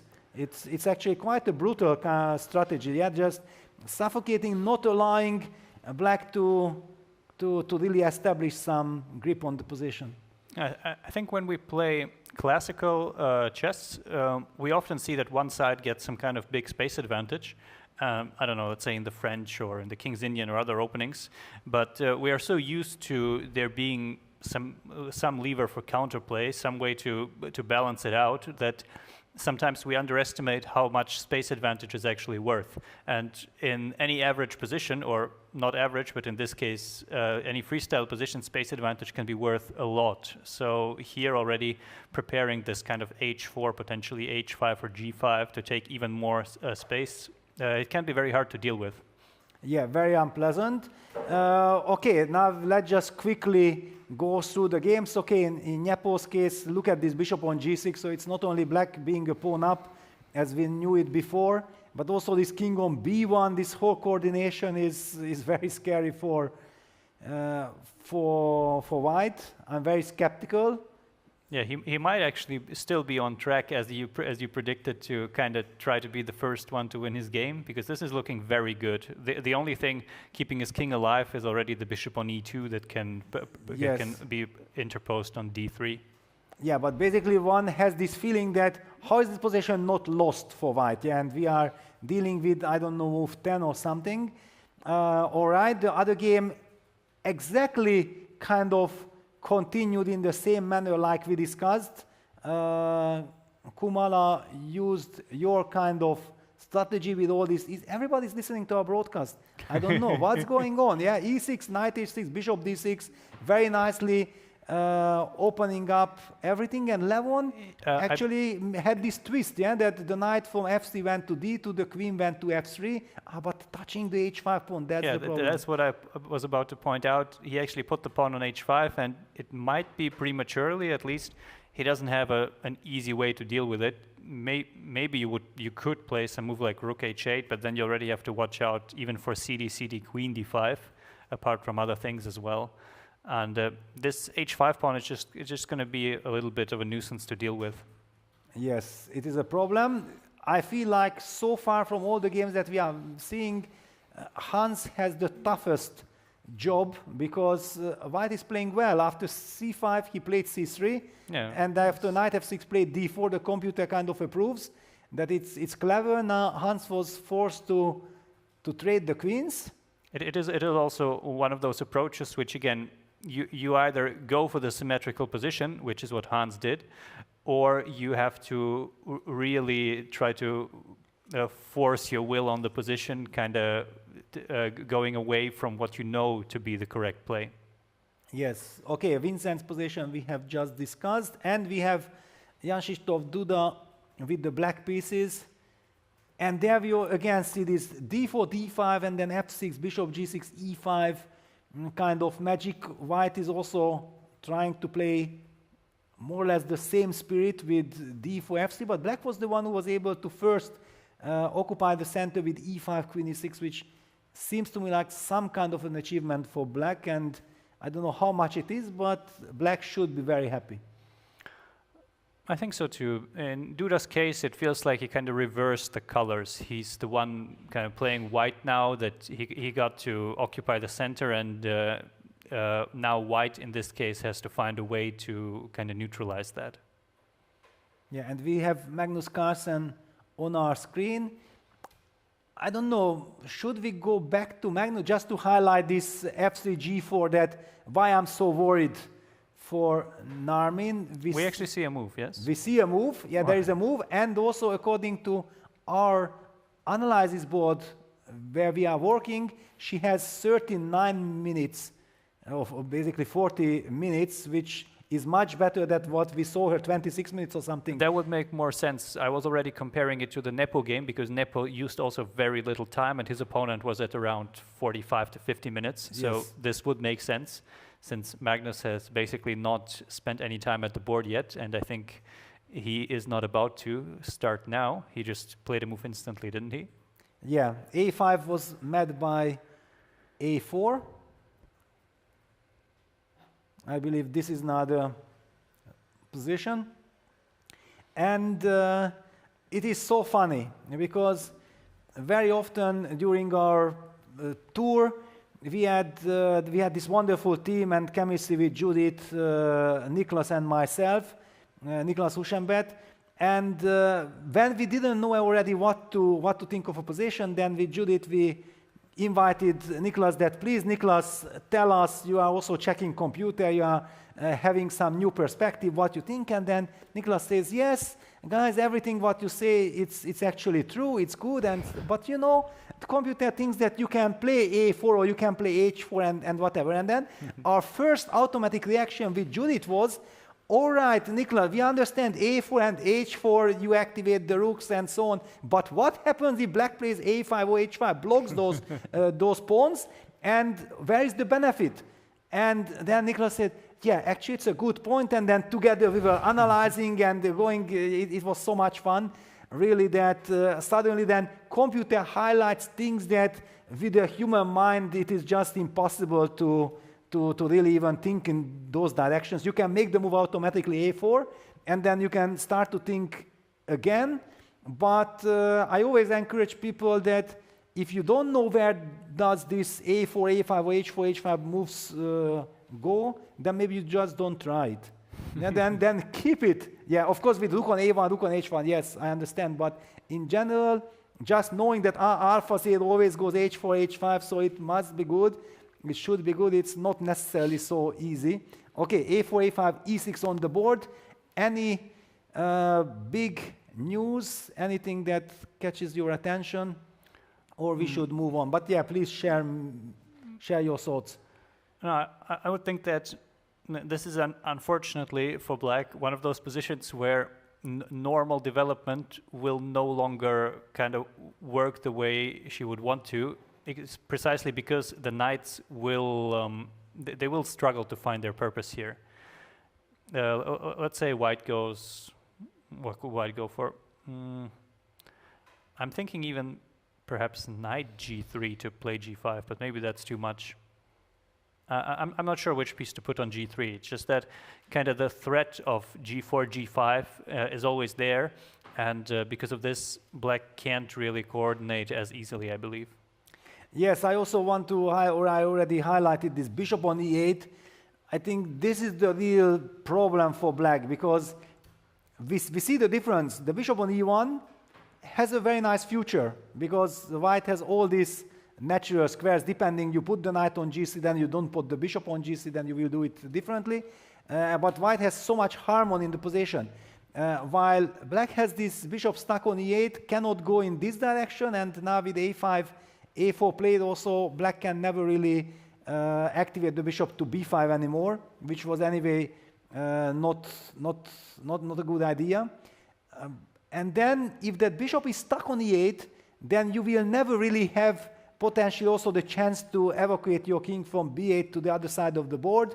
Your possibilities will be limited, which means that for Magnus it will be so much more easy to anticipate what's really happening in the position, and then he can do everything to even stop any kind of ideas that black has. Yeah, I think we could actually make like two moves to show this further. Let's say white goes bishop g3, bishop d6, e3, and even this position, I think it's already much easier to see that the dark squared bishops will get traded in this case eventually. Okay, yeah, probably bishop g3, not, yeah. It would help white. It would help white in some way, but it doesn't really matter in this case, because here we see that white's light square bishop on f1, it has much more room to operate than the e8 bishop, and also the structure on the king side is so much more flexible.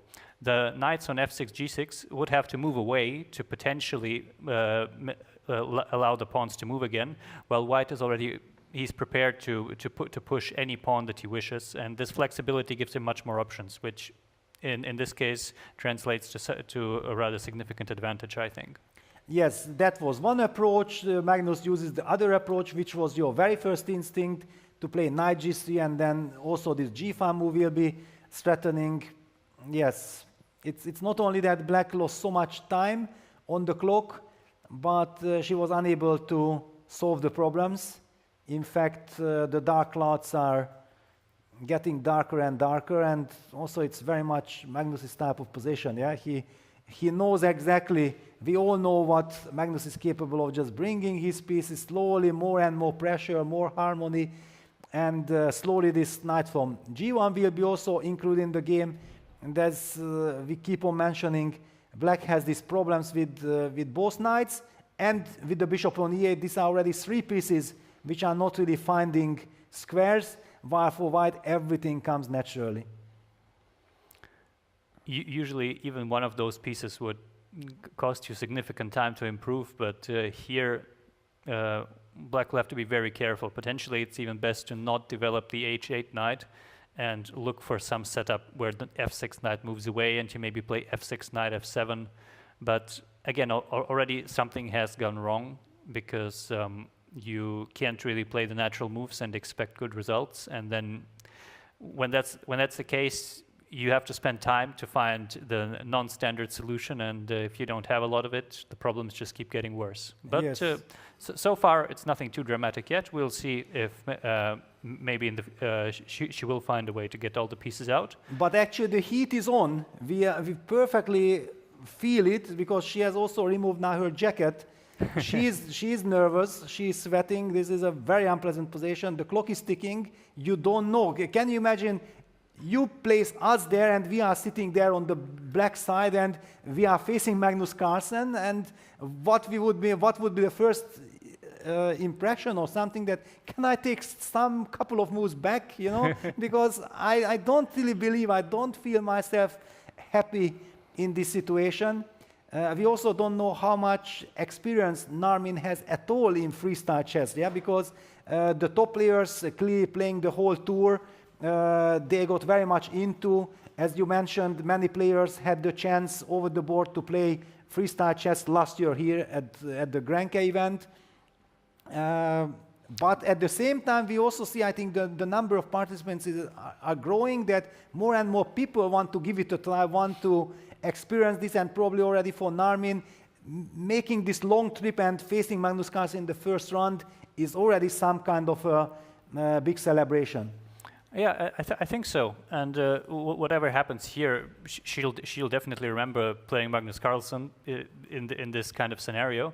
But I also wanted to point out that in my experience, what we see often is that players who don't have so much freestyle experience, they try to aim for, let's say, structures that they know, which top players aren't against it, but in general, if you can play something, let's say, slightly unorthodox, like this f3, g4, you don't really see this kind of pawn structure in any very common opening. That top players will just kind of try to go for what they feel is best instead, and not compromise in any way. And well, that is my feeling at least. But again, my freestyle experience isn't probably as great as many of these players. Yeah, they have tremendous experience. And one thing I noticed, because I also have big experience doing the commentary, but by doing the commentary, I have no responsibility at all. Yeah, I'm highlighting, you know, this idea, this finesse, that finesse. But the players, they have to make decisions, and they have to, and they are under tremendous pressure. And I know that how much energy Vincent is also sacrificing into all these games, because he knows that actually, yes, that's the point. Yeah, there is no opening theory. You have to rely on your talent, on your chess understanding, your energy that you can take with you at the board. It's, after all, an incredible fight. By the way, now we have seen an active move, c7, c5, and it's so active that suddenly even the technology was not exactly knowing what to like a thunder hit the board, c5. What do you make of this, Alex? I was aware that the move exists, and the question remains, how much does it actually do? Does black want to, let's say if white plays some neutral move like e3, does black want to play c4, or is the idea to just develop it some other way? You know why I like the move c5? Because it forced Magnus to pause a bit. Yeah, okay, he's leaning back, he's probably happy, but after all, now, after the move c5, he has to suddenly think in a different way than he was just thinking before. Like, okay, I'm going to improve this piece here, I'm going to squeeze here, I'm going to do this or that. And after c5, at least there is something for white also to think about. Yeah, it's not a move you can ignore, and you have to make a decision how serious the idea actually is. And strategically speaking, trading the c pawn for the d pawn, if, let's say, white plays, I don't know, let's say h4 or something, yeah, just playing cd would be an achievement, even despite the fact that white cannot take here on d4 because of bishop c5. But just in general, this would probably be a good trade for black. Yes, breaking the grip on the center, so we are kind of expecting Magnus to somehow stabilize the center after the move c5. The move that you highlighted intuitively, e3, makes a lot of sense. But I also very much like, and I pay attention to these mind games and all kind of things. Narmin made her move c5, and finally, for the very first time, she got up from the board and went for a walk. She knows that, Magnus, yes, you had been blitzing so far, you are pushing on the clock, but now you have something to think about yourself. Yeah, it is a good feeling, and it somewhat resembles when you are playing a classical game and you get caught in preparation, and then you have to think against essentially a computer for several moves, and then eventually you get your opponent out of preparation, and you kind of get this kind of bit of freedom, and he starts thinking, and you feel, okay, now at least we are playing a game of chess, and anything can happen. Yes, yes. In the meantime, I would like to ask Sotiris, because he is monitoring everything, and Magnus actually played something very active, e4, wow, counter-strike. that my question and request would be, if you anywhere see some possibility for upset, something where something is crazy, or our viewers or chat, please tell us immediately, because we just can't keep an eye on everything. We obviously focusing on the absolute top players at the moment, but we are absolutely open-minded. Whenever there is action somewhere, underdogs are about to spring some surprise, we will jump right in there. In the meantime, Magnus, to my big surprise, quite quickly played the move e4. It's a committal decision. Computer likes it. Magnus seems to like it. What do we make of it? I would say this is something where you have to calculate some rather brief lines, which is something that Magnus is very good at. And what would you have to worry about when you play this? Either CD or DE. I think there are no other candidates which would have you really reconsider. So these are kind of the two moves that you have to check. And I think CD actually runs into something along the lines of G5. Wow, so concrete, yeah? CD G5. I would think that. Vamos, yeah? Yeah. And if knight D7, then yes. E takes D5 is potentially unpleasant to meet. E D5, and if I play E5? I was hoping that I have something on the light squares here, but potentially I don't. I don't know, I would maybe have to just play knight E4 or something, but this doesn't look very convincing. Yeah. Yeah, then at least if things get out of control, I would be very happy with black, because I feel myself under pressure. Any craziness, any sharpness, anything that gives me hope for counterplay, I would be very happy to go with. And that's exactly the reason why I'm a little bit in the dark, that is Magnus so strong that he can so easily understand all these dynamic possibilities, all this transformation of structures, all this precise calculation, that if this happens or that happens, I understand if he takes 10-15 minutes, yes, but he played it like after 2-3 minutes. And it's a kind of a very ambitious move, and it signals like he knows what he's doing. Yeah, in this case, I'm very curious to see what he does after c takes d4, because to me this is not a move that can be kind of controlled. Yeah, you have to play like the best move, and then you have to play potentially 2 or 3 best moves after that to kind of get the advantage that the computer is showing here.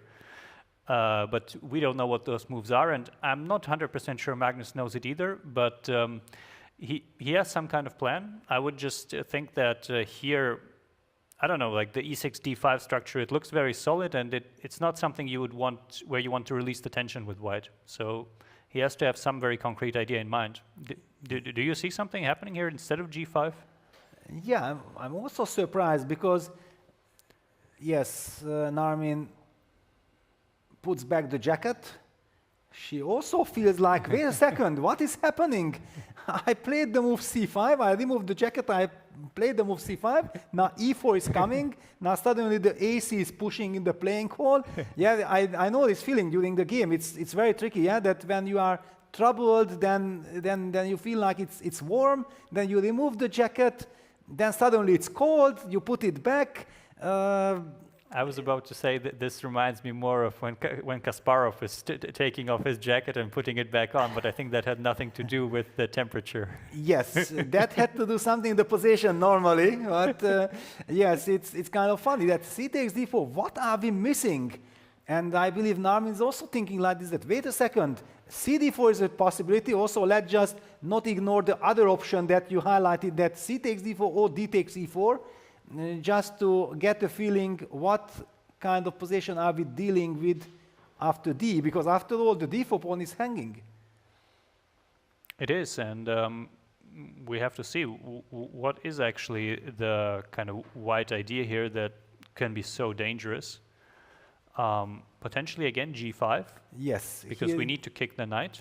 Yes, here g5 makes a lot of sense, because knight d7 is too passive. Knight d5 should probably be played, but it runs into, for example, fe4 tempo, which already we will have to calculate. No, here I can believe that you can quickly dismiss this as f takes e4 and white will have a lot of initiative no matter what happens. Exactly. And then also the knight gets a chance to jump towards the center with knight f3. There are all kinds of ideas against black's king, which is exposed after the move c5. So certainly d takes e4 is not very attractive, but c takes d4, keeping this Caro-Kann kind of structure, French structure intact, and it is a very solid structure, and this is what would have me hesitant to play e4, at least to play it so fast, because I would need to make sure that I can actually somehow transform this structure into something that I definitely like. Yes. But here I'm not sure how this can be done. I believe g5 still looks good because we are kicking the knight somewhere where it doesn't do all that much. Yes, I think computer also liked g5, knight d7, and then because ed5 would be thematic, but then this e5 creates counterplay. And otherwise, what exactly are the candidate moves? And why is Magnus so super comfortable sitting there looking around? Like, I have everything under control. I know what's going on. Why don't we know? Let's see.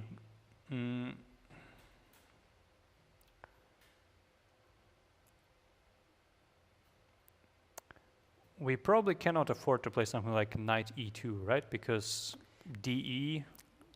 I hope those sense that maybe it should be slow, but I believe this is, and the move cd4 is on the board, so Magnus will be helping us out. We are about to find out, yes. I just want to add, because I think it's a great moment to add, that Magnus Carlsen last year wrote history here at Grenke Chess Festival. He scored an astonishing 9 out of 9 score, something I don't know if he could have believed that it's possible, because certainly it was not from this planet. I had the honor of doing the commentary of that event. We also had him in our studio after he had played that incredible game against Parham Maksudlu, where first he played brilliantly, then Parham fought back. It was the craziest event the craziest game of the event last year, and then it was fascinating, Magnus sharing his thoughts. And let's take a look. What is the live position? C takes d4 on the board. Magnus, show us, it's money time.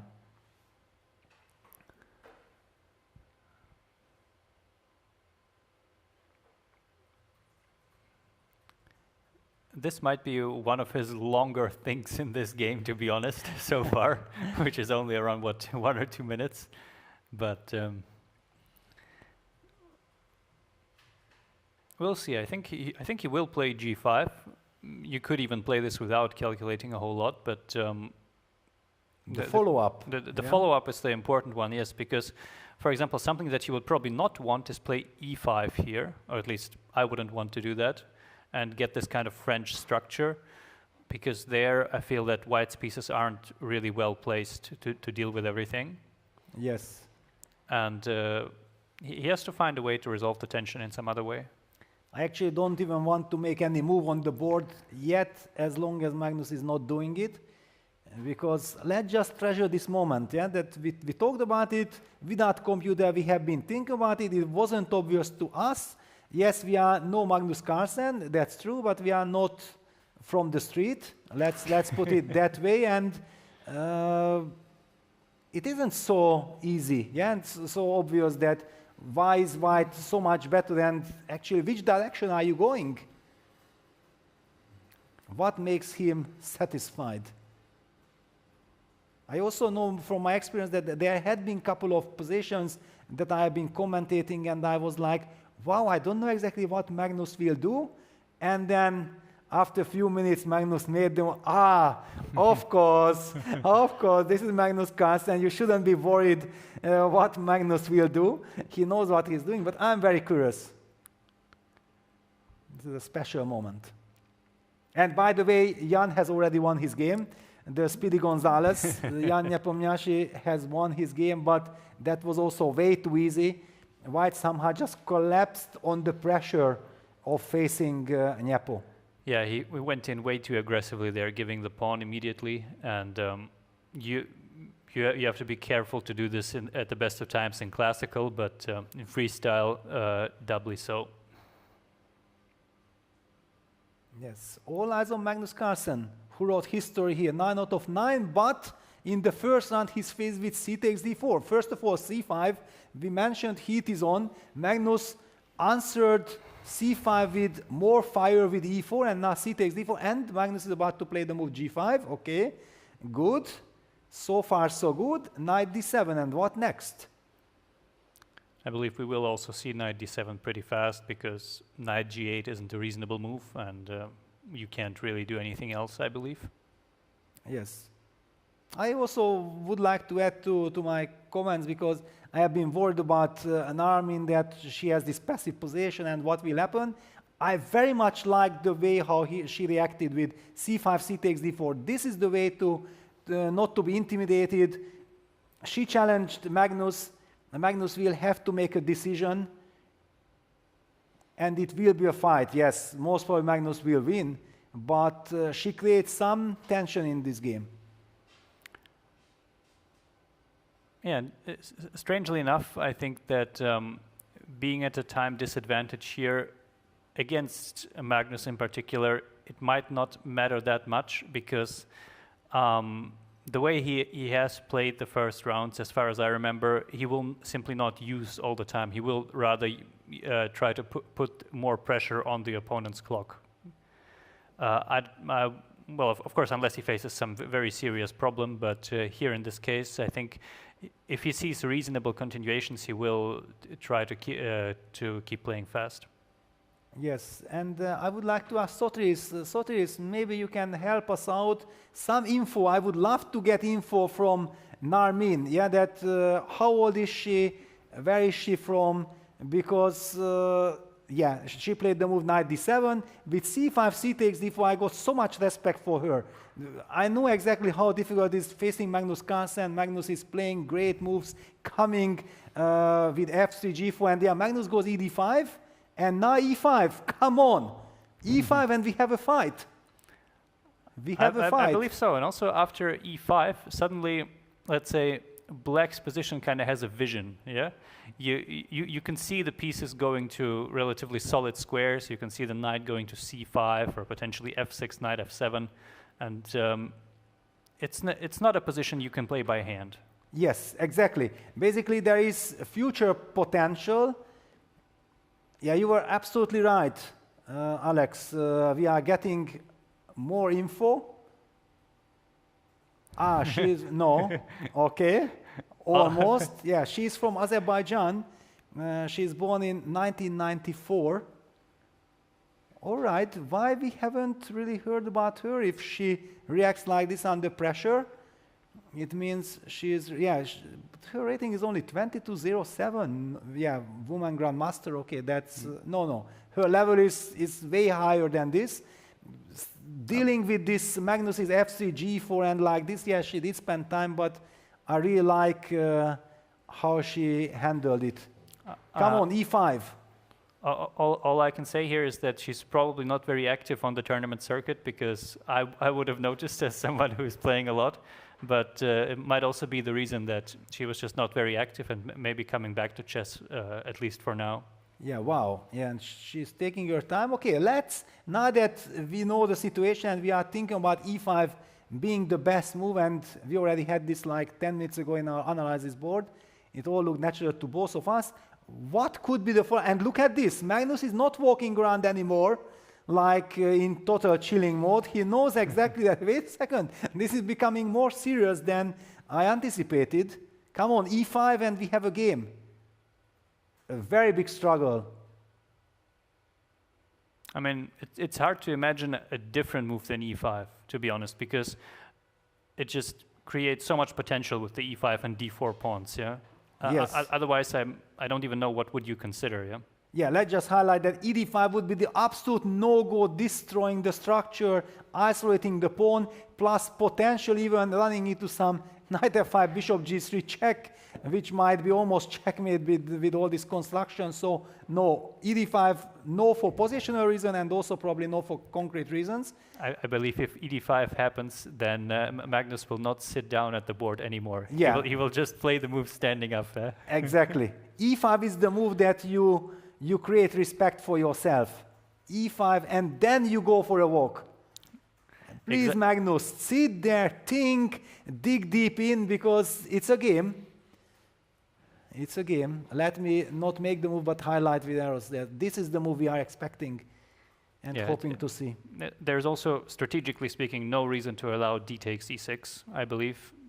So White's pieces aren't very active towards the e5, d4 structure. So I would think you have to play this.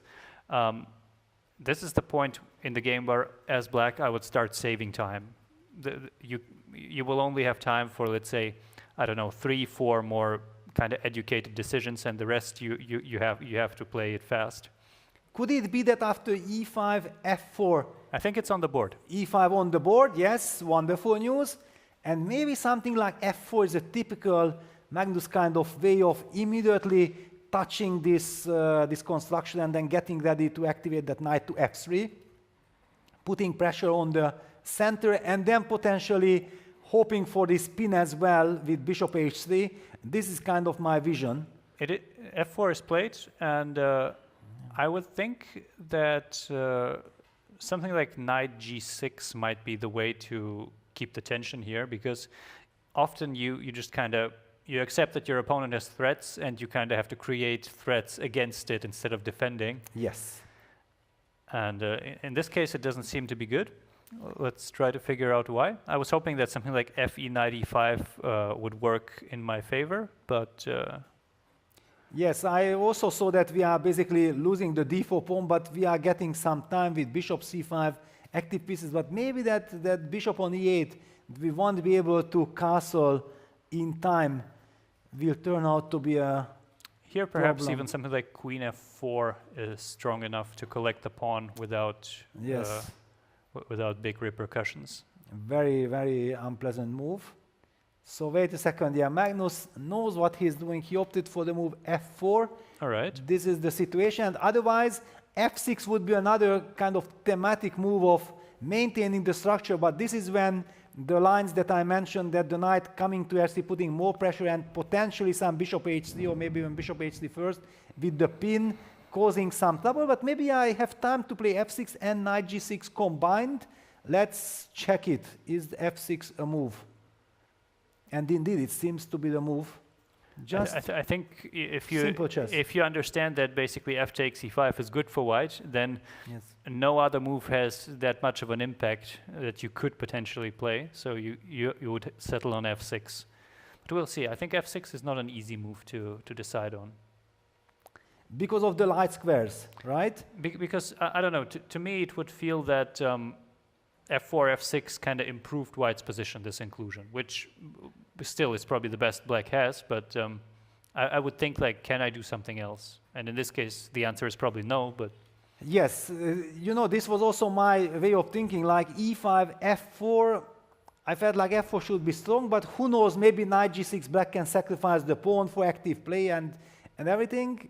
And yes, if I have to settle on f6, on the other hand, okay, f6 is a solid move. And she goes for knight g6, yeah, she listens to her instincts that we also had, like, yes, go for it, sacrifice the pawn for activity, but probably against Magnus it will not work.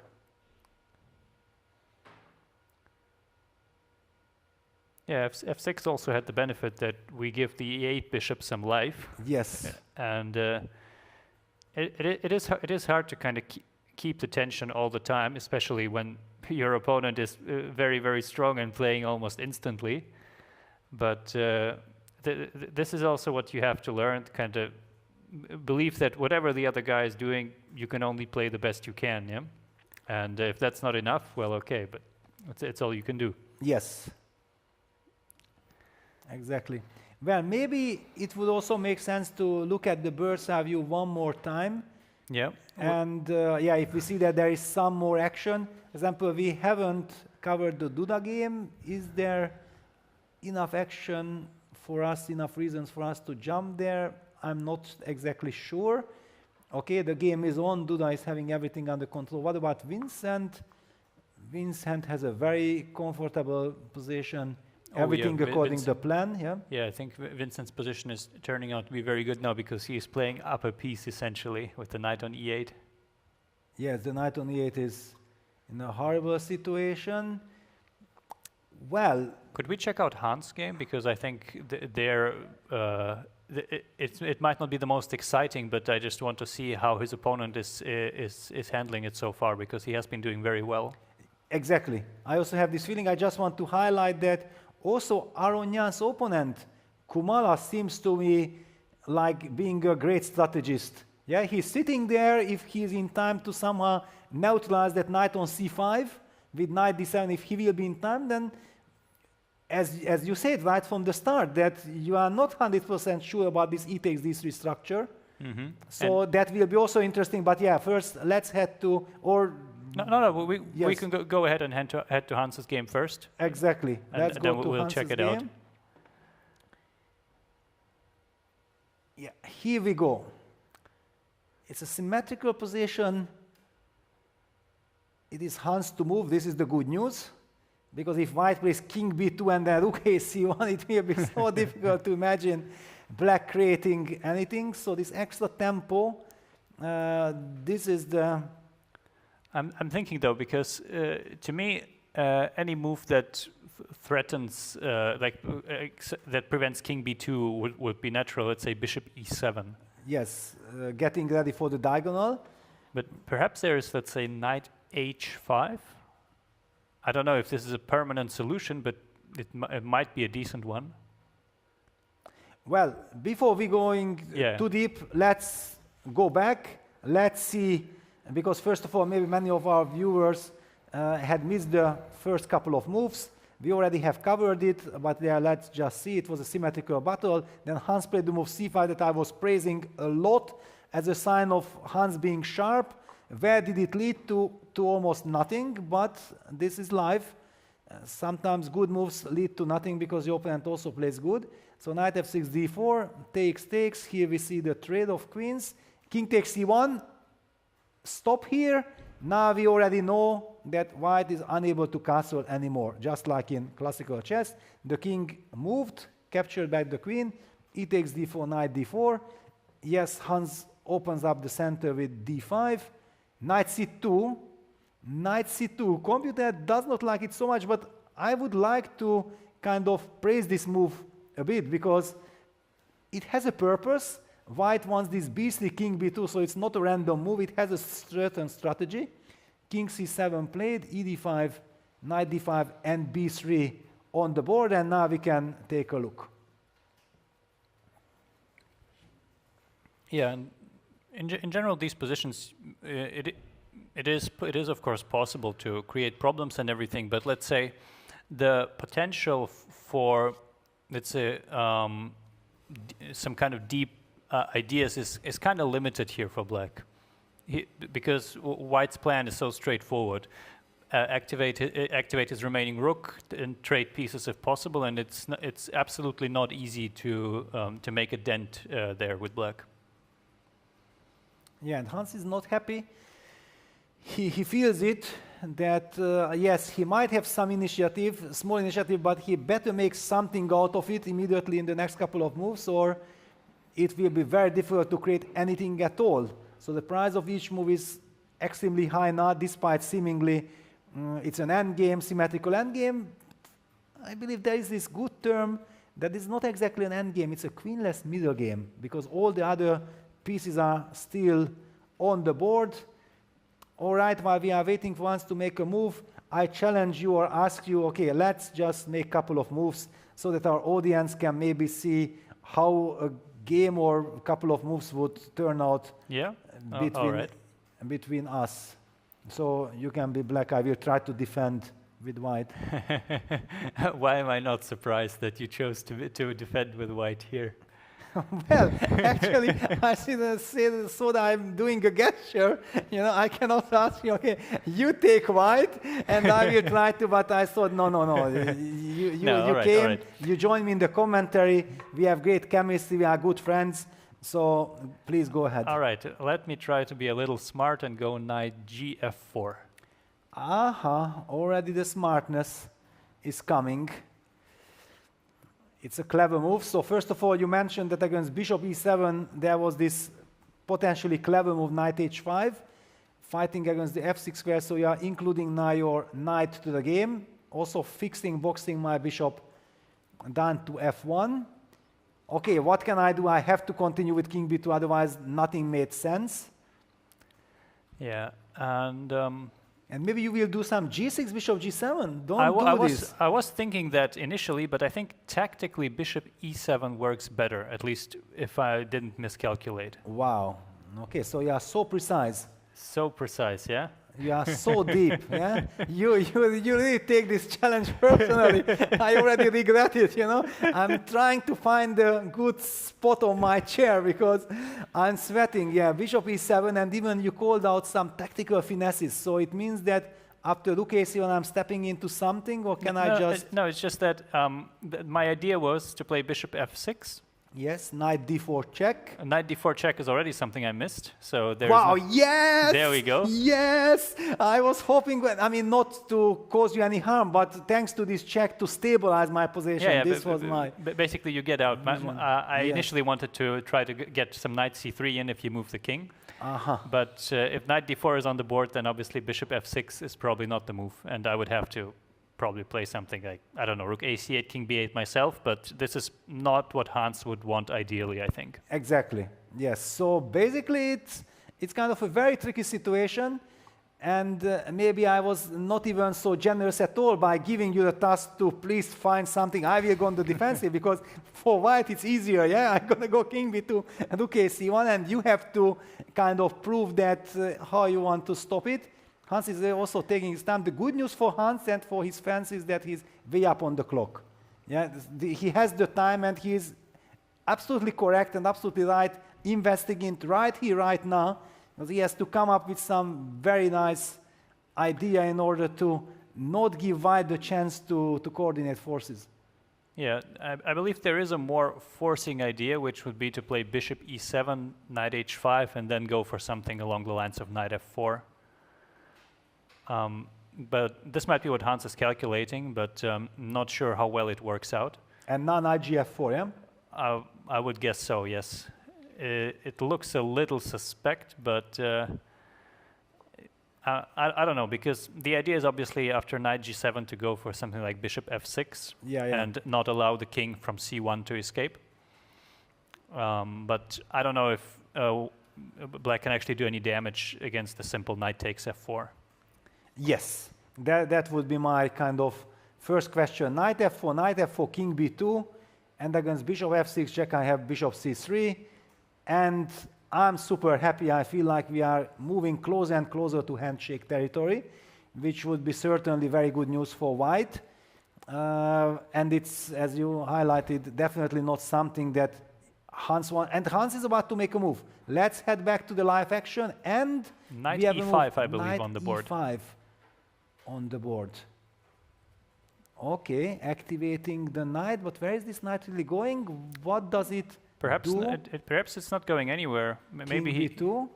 King b2, and I mean, g6 is a move again, but it might actually be what he intends. g6 and have the knight go to c6 against knight d4. Exactly. This actually makes perfect sense. Also, when I spotted that you moved the knight to f4 and then, wow, maybe you want g6, bishop g7, I got terrified. So yeah, let's take a look at this possibility. King b2, for example, g6, rook ac1, bishop g7. And but there are all these I have knight b4 check. You still have knight b4 c6 also check. Knight c6. Yeah, but I believe knight d4 works. Yeah, because knight c6 you can just go king b1. Yes, and I'm at least super safe. Yeah, with white I'm certainly not want to be better. All right, so what is really happening here? I think Hans' biggest issue is that he has to trade pieces in some way after king b2, rook ac1, so maybe he's trying to find a way to avoid that. The question is, how does he do that after king b2? Where does he hide the king? Yes. Yeah, king b2 played. I just love the way how Gunnar Schnepp is actually playing this game. I don't really believe that any of his moves so far could be really criticized. Yeah, you remember the move knight c2, which the computer was highlighting that no, it was a little bit passive, gives the initiative for black.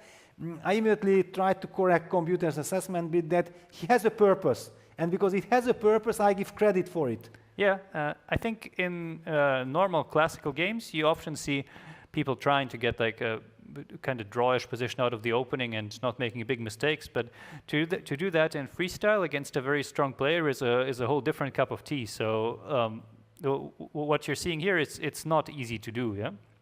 And not at all. We see g6 is on the board.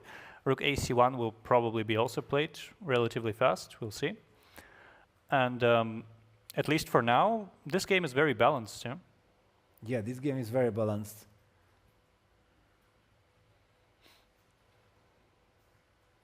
And on one hand, I'm thinking like if this game is balanced, then is this the right game that we are looking at because nothing much is happening? On the other hand, I think it's very nice to show that, yes, this first round, yes, in some games we see easy games. Yeah, Rook AC1 already played, and some game will be, maybe Hans finally grants out a victory in this game. It will be hard work. It definitely will be, yeah, and you never know when you sit down as the favorite in the first round what you're going to get. Yeah. For example, Nepo is already finished, yeah, because he got an early chance in the opening. Yes. But Hans just didn't get this chance, and he might have to sit here for 2 or 3 more hours before he gets it. I think we could also check out the Aronian game, which was also very interesting here, because here I think Hans, whatever he does, it will not change the general character. And wow, yeah, black played the move f6, f5, setting up this knight d7 move. If we remove the knights from the board, let's just imagine the knight from f8 is traded for the knight on c5, then actually we see that white's bishop, which supposed to be the good bishop because there are so many pawns on the dark squares, but because of this d3 pawn, actually this bishop is dead. Yeah, it means that Levon actually has to put all his efforts in order to target black's king. This is what he's trying to do and avoid any kind of trade. Now the big question is, what will be his answer to knight d7? But it's first of all his move. I'm not even sure if knight d7 is the only way to continue.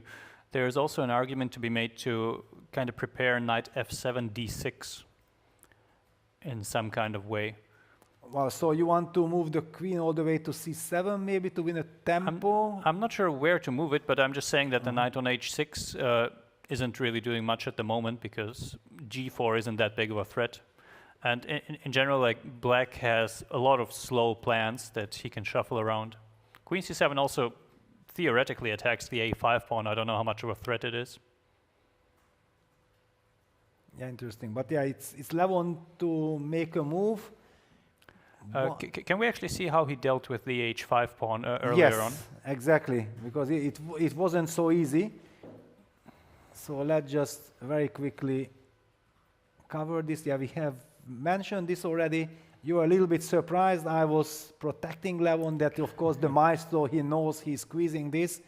But black was reacting nicely. Okay, according to computer, Levon got a huge advantage, but there is a certain spirit behind black's play.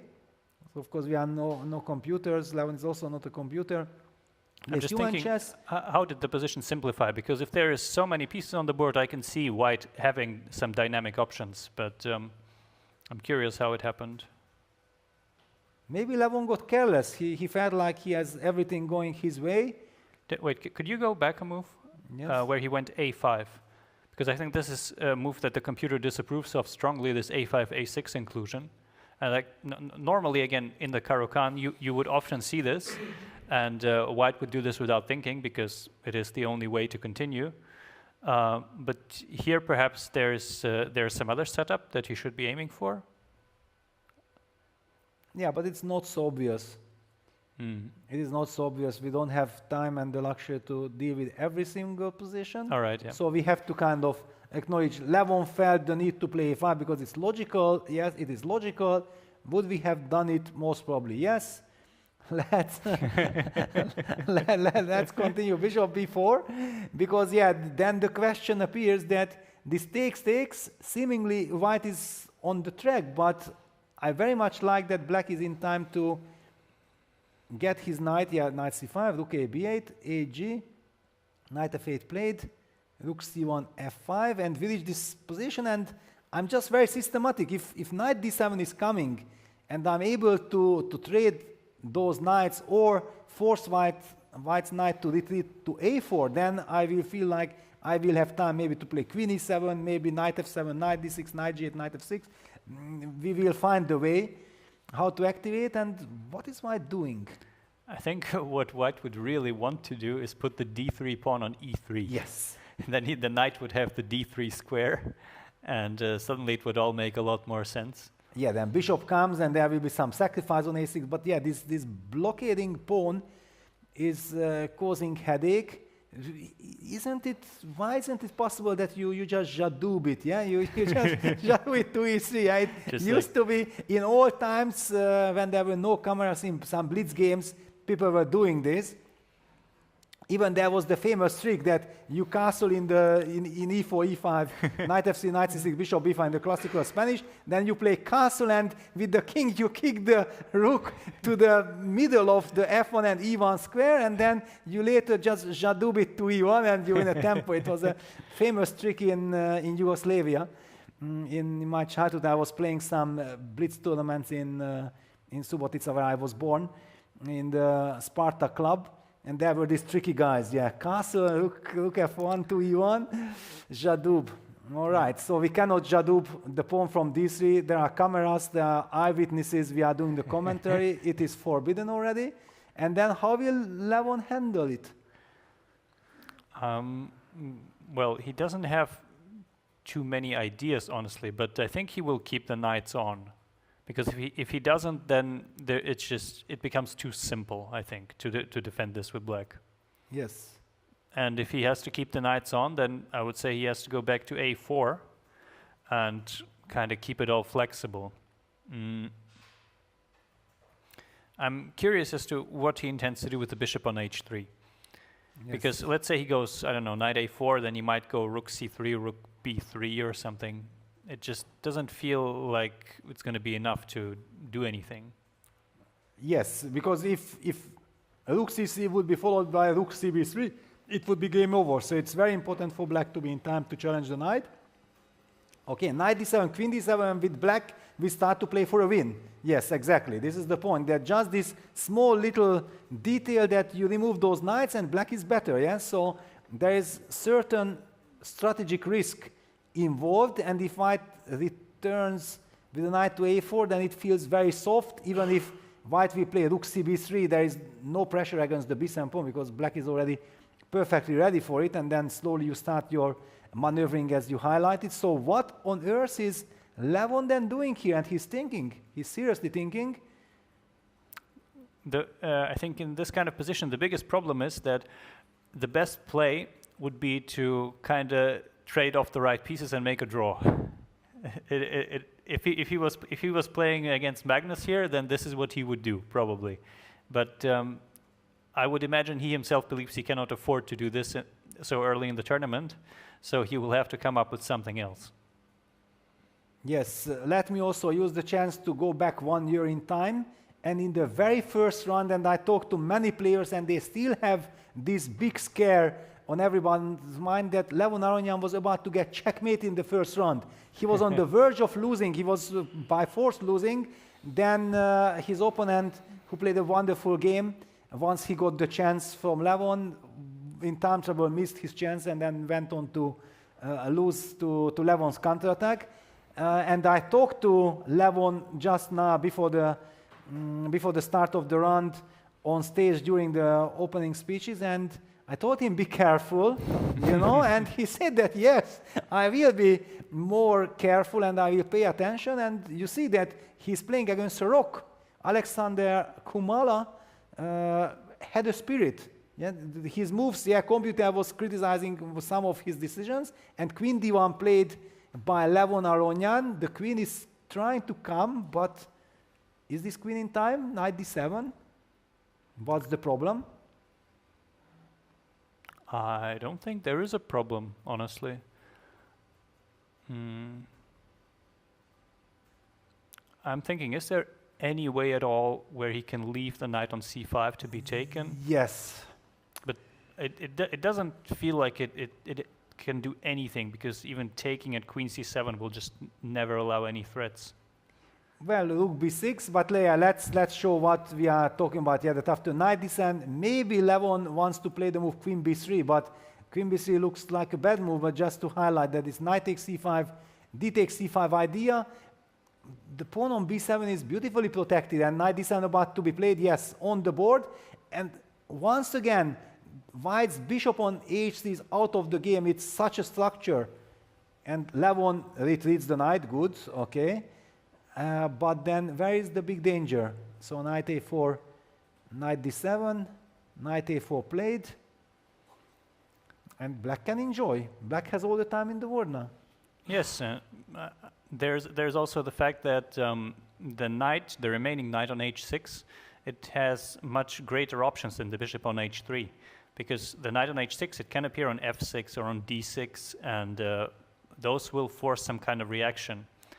And the bishop on h3, whatever it does, it can't really create any meaningful offensive idea. So ideally, let's say, if White could take off the bishop on h3 and knight on h6, his position would probably improve, but there's just no way to do that. Yes.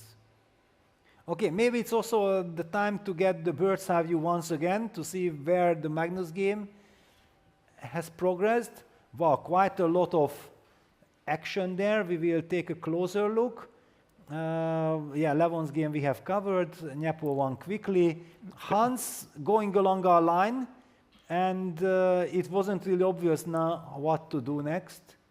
He played bishop g7, and yeah, White has to make up his mind. I believe either king b1 or knight d4 kind of keeps the balance there. Yes, so Hans will have to rely on some long grind. Magnus, no, sorry, not Magnus, Vincent. He looks to be very much in control, even though the king's positions are fixed now on both sides. Yeah, yeah, but it's an absolute dream for White. Yeah, it's clear that Black is in a lot of trouble there. And there is some crazy development in Duda's game that the White knight hit the pawn on h7. We have analyzed some lines where Black was hitting on h2 and it was backfiring. Now apparently computer said that this whole operation was also not effective for White. What is your feeling? Where should we move? Maybe we should get an update on Magnus's game, no? Because we have covered it in great details. It would be unfortunate to miss out on some dynamic action. Yeah, fair enough. We can go there. Let's just quickly see knight g6. So this was the moment. We last saw this position after fe5, knight d takes e5. Okay, covering the f4 square and also freeing up the pieces. Knight g2, rook takes d5. Bishop g2, and Magnus is picking up some tempis. Rook d8, knight takes d4, and the move queen g4 appeared. This is live action.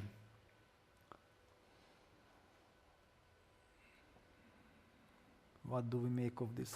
I think one of the things is that if Black's king could fly over to g8, it would change the evolution of the position dramatically. It would, yes, but I think she would need at least 3 moves for that, yes, and it is impossible. Those are not happening, at least not all at once. Yes. No, and this gives Magnus the comfort, and he has just made a move. Bishop e4. Bishop e4, first of all, it kind of takes off the pressure on the d4 knight, just in case maybe somewhere some bishop f5 idea might appear. And what is black doing next? This is the big question. And Narman is down to less than 13 minutes. Of course, we know there is 30 seconds increment, but yeah, Magnus is once again in control. But the game is on. It is still a fight.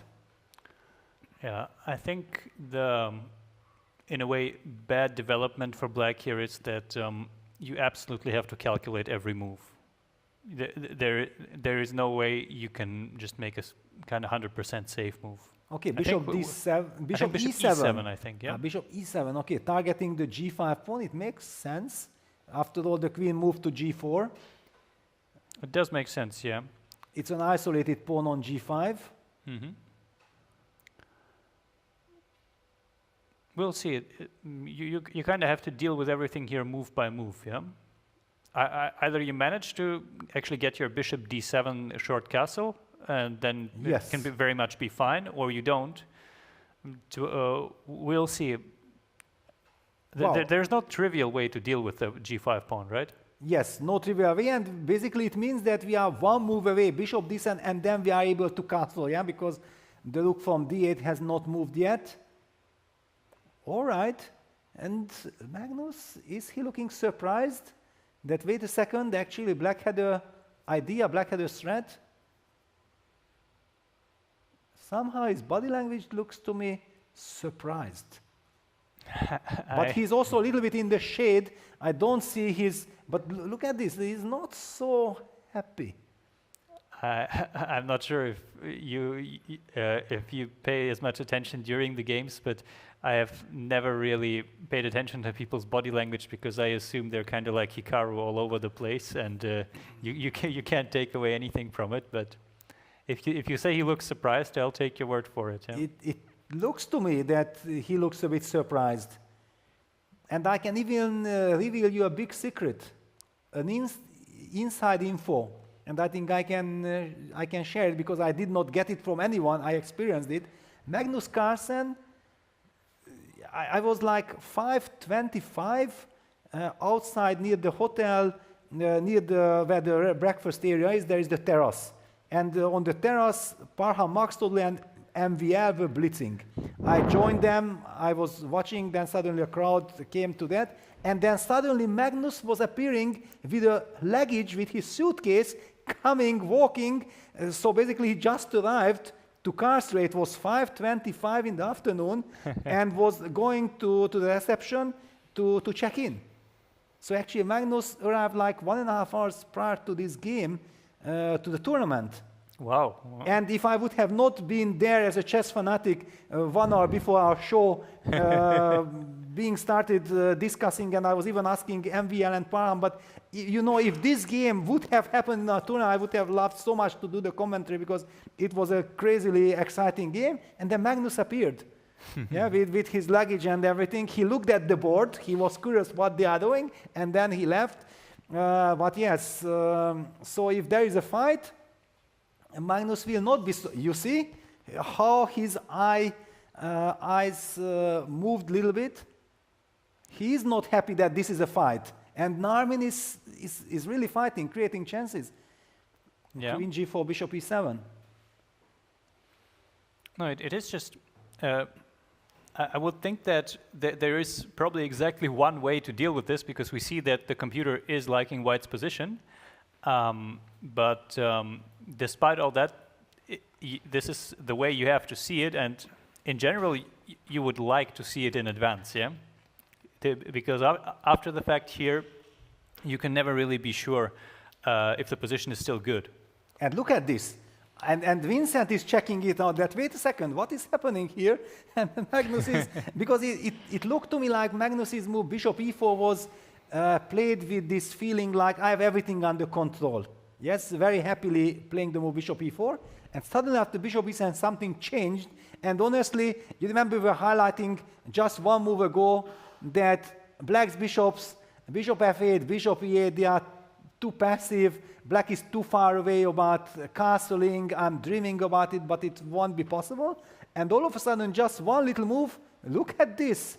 No, no, no, no. Magnus thinks like, I have to wake up. Something is not right. Yeah, no, it's just that his options they're severely limited because bishop g5 is a serious threat. So here he has to see there. Again, we know that there is some way to deal with it, but I personally don't see it yet. Something that would be convincing on the level of, I'm sure I still have the advantage. Well, honestly, my brain is not even working because I'm so excited to simply for the fact that black is in the game. Yeah, that we are talking about this kind of things, that things are not obvious. Yeah, this already stops my, and yeah, Magnus is drinking. Nothing is right at the moment. Magnus will have to work hard. It's not a walk in the park, not at all. Yeah, he is also approaching to have used half an hour here. It's not too much. He obviously has plenty of time, but he will have to use some of it here to find a solution. And I don't know, what about you, Alexander, but maybe this is not the right time to go for a break because things are heating up. We will be slowly approaching time trouble in any of the games. We need to refresh ourselves and be ready. The heat is on. Magnus Carlsen is not feeling comfortable. Narmin is fighting back, and it will be a fantastic show. Stay with us because we will be coming back after the break with the conclusion, and who knows with the conclusion. It's just the middle of the crazy fight. Yeah, we can take a break. Magnus Carlsen cannot, and he has to make the most of it, which he'll probably do during this time. Yes, I think that when we will be back in a couple of minutes, Magnus will still have not made his move, because it's such an important moment.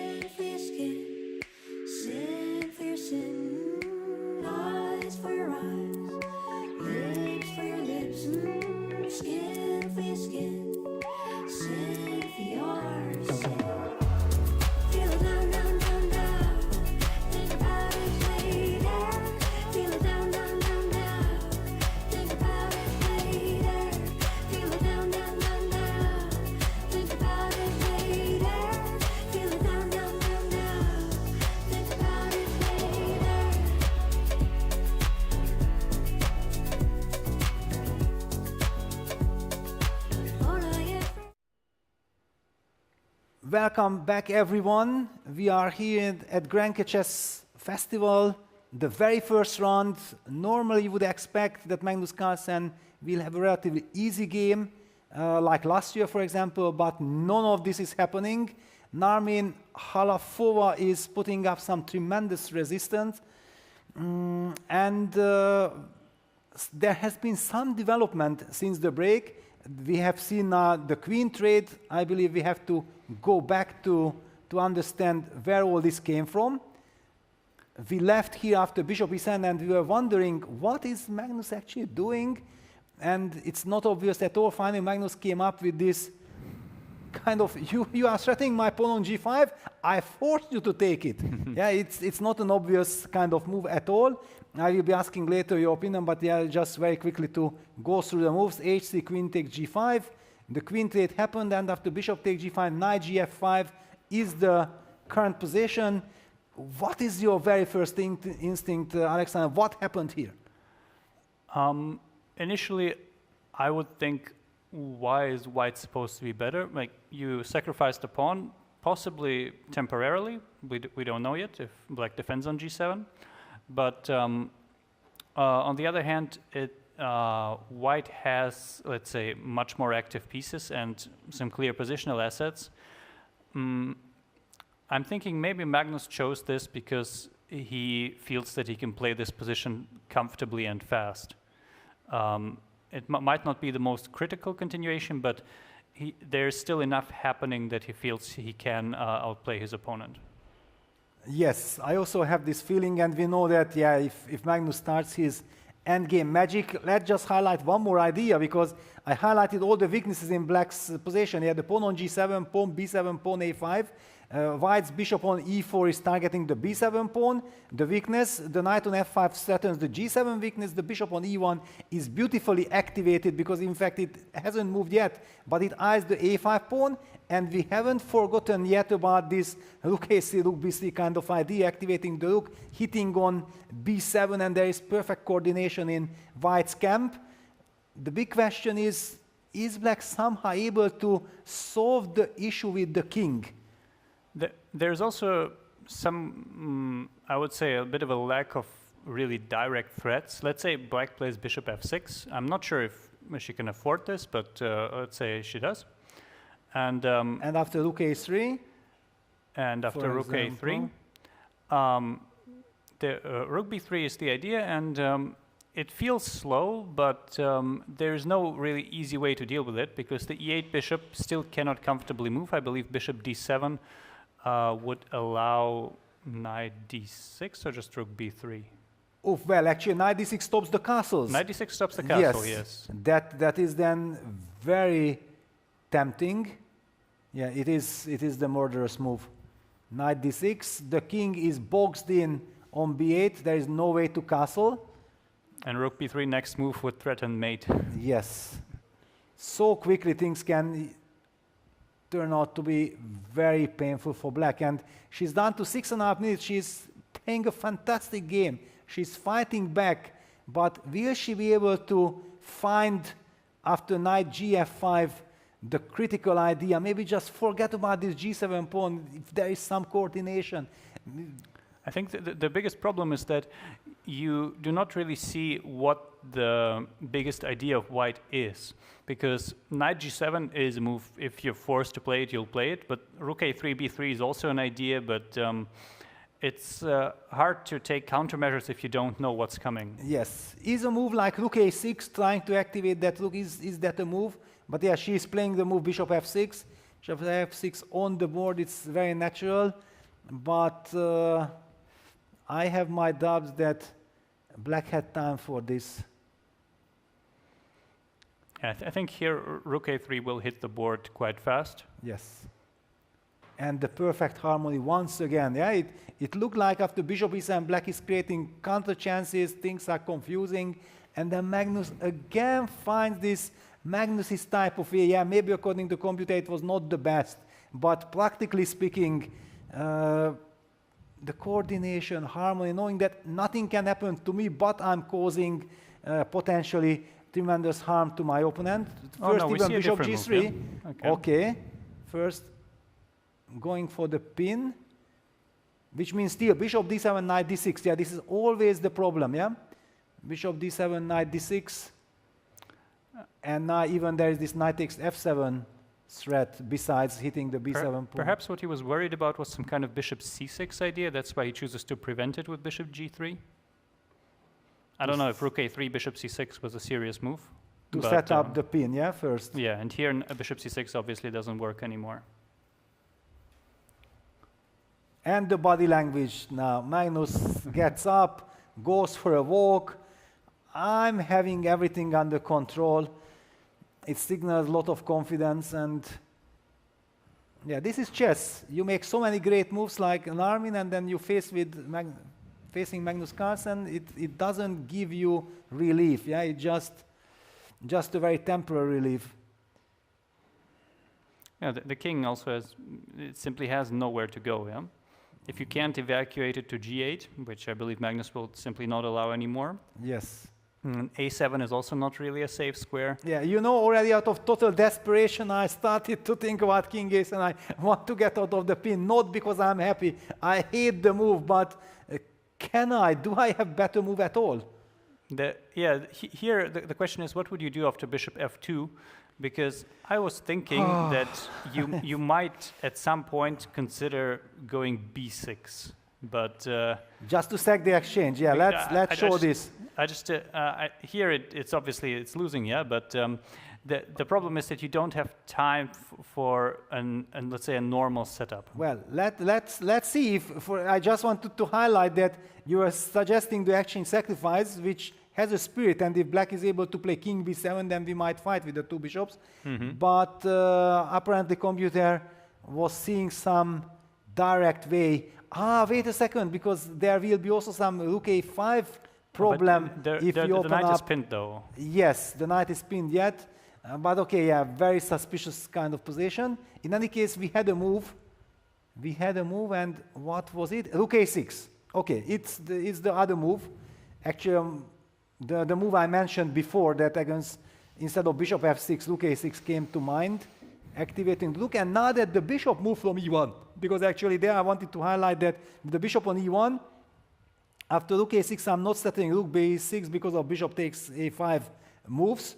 And then I was even already thinking about some exchange sacrifices like takes, and then knight c4, and maybe it's not so bad. This is absolutely irrelevant for our position. This is also closing in on an exchange sacrifice, though, isn't it? Potentially. I don't think Magnus will take the exchange, but...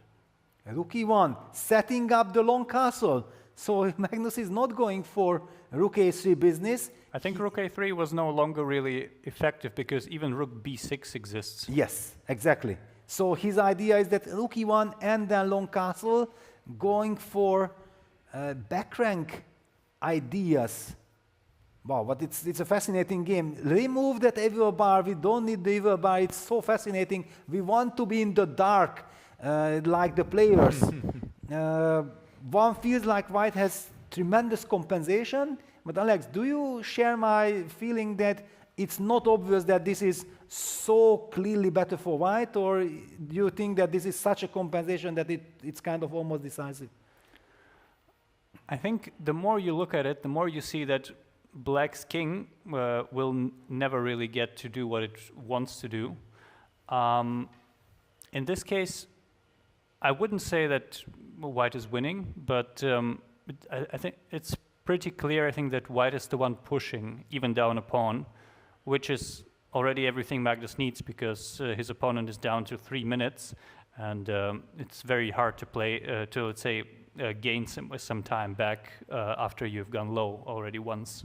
Yes, and I think you hit the nail very nicely that one of the most difficult things in this position is that what do you defend yourself against? Because seemingly everything is defended. There is no killer blow coming immediately, but we already sense that if Magnus castles and the rook comes to d1, joins the battle, and then the rook on d1, rook on e1 will be lining up on both central files, then the tactics will appear. But from distance, with black, how do you orientate yourself at all here? I mean, I would seriously consider just going bishop d7 and forcing the short castle out. even giving up the b7 pawn. I'm not sure what actually White's idea is against it. I don't think there is a way to prevent. Actually, knight c. Okay, no, I'm seeing things already. No, I think bishop d7, since the rook covers d6, as you pointed out. Yes. Is a very serious candidate, and then you kind of you say whatever happens. We castle away and we play the game, and at least we'll have a king that's safe. Yeah, once we castle, it's a new game. Besides this long castle business, we run into some bishop g5, bishop f4 idea as well. Wow, actually, yeah, now that this is a game changer, that with rook a6, we stop knight d6, which allows us to play bishop d7, and if the chance of evocating the king from b8 all the way to the king side to the g8 square is possible, then actually White needs to find some knockout blow, otherwise it might get messy. At least here, okay, the threat, so to speak, of short castle exists, and I'm not sure. Magnus might have to come up with something very ingenious, something along the lines of h4 or whatever. And I think bishop d7 is played. Played, yes. No, I'm loving this game. I'm just really loving this game, because normally always in the first round on the top boards you think like, okay, it will be a very one-sided kind of game. Yeah, Magnus is having everything under control in this game and he's pushing, but Narmin is not collapsing at all. In fact, the more pressure Magnus is putting on her, the more resources she's finding. I'm loving it. Yeah, and this game has already, let's say, reasonably progressed, and if this was a game between Magnus Carlsen and any other grandmaster, you wouldn't be too surprised, yeah? Like he sacrificed a pawn, he's trying to prove something, but it's far from easy. I think Magnus slowly cannot believe himself. Come on, I'm doing everything right, I'm playing brilliant moves, I'm putting the pressure, and my opponent has only 2 minutes, and she just does not want to collapse, not at all. Perhaps he just has to kind of switch gears here and go for something like long castle, win the b7 pawn, but I'm not sure, I'm not convinced that that this position is really so good. Yeah, basically that's what I mentioned, yeah, just a couple of moves ago, that if, or maybe one move ago before bishop d7, if we remove the evil bar, then it's not clear to me that White has a clear advantage. Yes, I would prefer to be White for sure, but especially now with this bishop d7 short castle hanging in the air, things are far from clear. Magnus goes knight to b5. Yes, knight b5, a very nice positional move. I somehow sense that this might be unpleasant, but okay. Let's take a look. Why can't we castle? The simple answer is probably bishop takes b7, yeah? And then rook b6? Bishop e4, yeah? Yes, okay, but still, let me castle. I want to one time get this king. But my rook... No, I cannot castle. What? Are we really... Did we miss the rook moving? Did the rook move? How did the rook move? Rook takes d5 happened. Oh my God. Rook takes d5 happened. Wow. Oh no. Then this rescuing castles is not an option. Then of course black is in a lot of trouble. Yeah, knight b5. Now she had to play bishop takes f1. No, this is the absolute game changer, that she has no right to castle. This is what the players have to be aware of, even if we are not, yeah? I think there have been many cases of illegal castling, but then the king on b8 is kind of doomed, yeah? Yes. Actually, you know, the trick is that I never put the moves on our screen, yeah, because the other games are running there or next to it just to see the evaluation and what is happening. And basically because of this, we never read the move rook takes d5, yeah? It was just somehow it happened that at the moment we were covering some other game, and then we completely missed this. We just assumed the rook never went away from d8, yeah? Yes. Wow, but this is a game changer, and now we see the computer evaluation after knight b5, bishop takes f5, bishop takes f5. And here we also see that a long castle for White is still a possibility, even though the d1 square is covered. Yeah, but now also white has this very simple idea of just taking on g6 and then picking up the knight on e5. And I'm not sure that we even have a good defense. Rook e8 runs into long castle. Yeah, but I want to go for mate with long castle. Exactly, yeah. For example, long castle, then we just... How do I think castle? you move on the rook. Yes, Yeah, you move on the rook. I castle like this. And it's really over. What did she play? She played rook d5. So the Yeah, rook... but still long castle, yeah, it's going to mate. The king is just in a box. Yeah, what we really mentioned already earlier, that despite the fact that black's rook is controlling the d file, since the white king is not coming from e1, it's coming from b1, it means it does not crosses any covered file by the rook, so white can just castle and it's game over. Probably rook takes d1 will have to be played, rook takes d1, and there will be some, well, Here, even king d1, yeah? King d1, I think, just wins a piece. Here Wins there's a still piece, rook yes. c6 or something. Yes, we can just take with the king, and then again, no defense against bishop takes g6 and bishop takes e5. Yeah, the king just doesn't have squares. It can't go to a8, and there's nowhere else. Yeah, this will happen, so let's get back to the live board, yeah. Rook d5 played, we're expecting the move short castle, long castle, but it's a short castle. I'm doing this freestyle comment, you know, and whatever I say, people are criticizing. When I'm calling this a long castle, why is it a long castle? Then the people were calling that I should mention that it's castle on the left side of the board, which drives me crazy. I just feel like it's not our chess game at all that we are playing. What kind of left side, right side? I think we should stick to queen side and king side, yeah? Those usually don't change. You see, yes, exactly. I also go with this thought process. So long castle is the short castle, king from b1 to c1, rook from a1 to d1, and it seems to be like game over. Magnus is posing. He probably knows already that, yes, it was hard, but finally I managed to finish the job. Let's just make sure I'm not missing anything.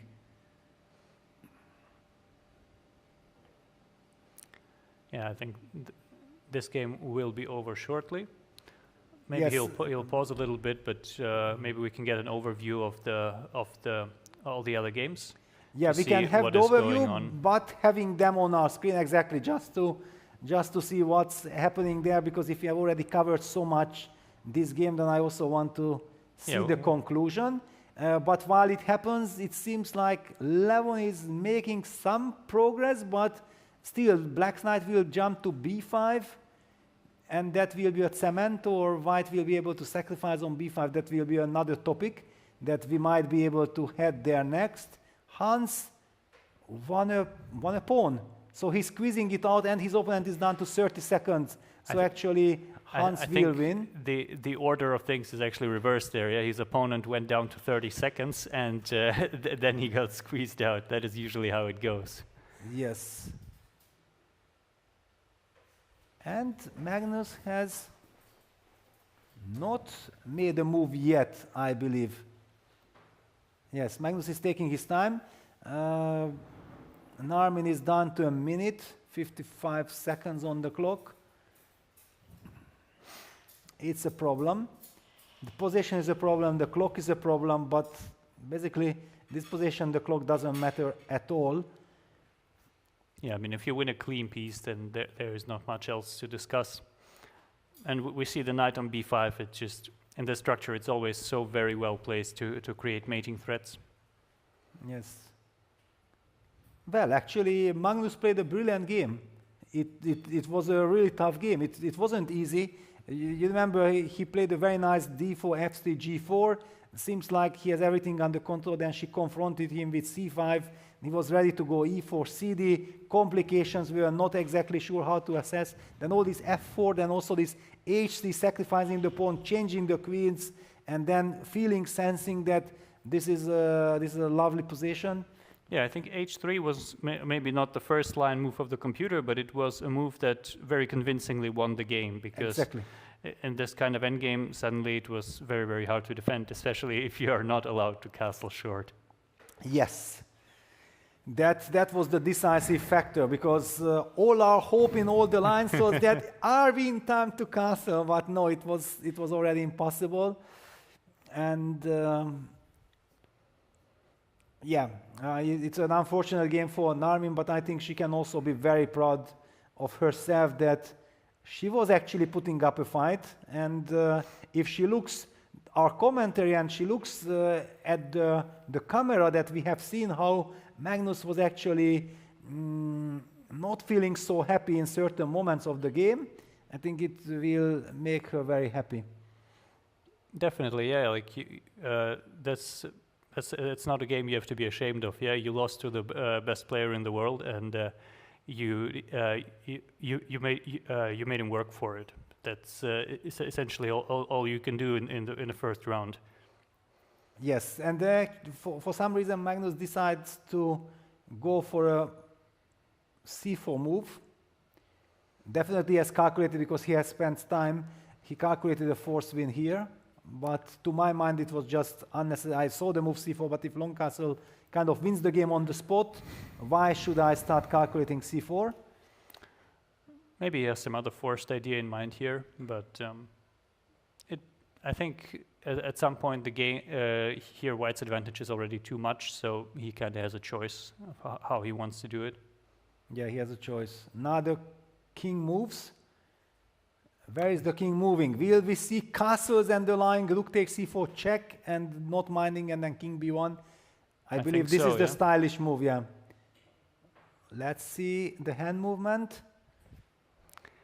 You know, I myself as a player, I could never stand it when people hover their hand over a piece and then retract it all over again. Yes, and long castle. Long castle happens, yeah. There it is. The perfect harmony with all the both rooks lining up on the E and D files, all kind of checkmating ideas, patterns on D8 on the back rank are appearing. And yes, the bishop on f5 is a monster, because without the bishop on f5, at least Black would potentially have the chance to interfere with rook c8 against a check on the back rank, but this is impossible. And with the pin lining up against Black's king, Black seems to be paralyzed. Let me put all the maximum arrows with all the threats, all the pressure on the board. Bishop takes e5, bishop g6, bishop e5, for example. This mating pattern is already a threat. Don't forget the arrow from the bishop on f5 to c8. Yes, that is also there. Rook a c6. Yes, she is defending against this sacrifice. She wants to have rook c8 ready. I mean, if I was in that kind of mood, I might play b3 yes, here, yeah? But I knew. we would all do b3. But this is the most unpleasant thing, yeah, when you are defending and you are hoping on something, and then your opponent takes away all the hope with just b3, that please make another move. Also, it's not like just another move. You also threaten bishop f2 to some degree if you want to win this way.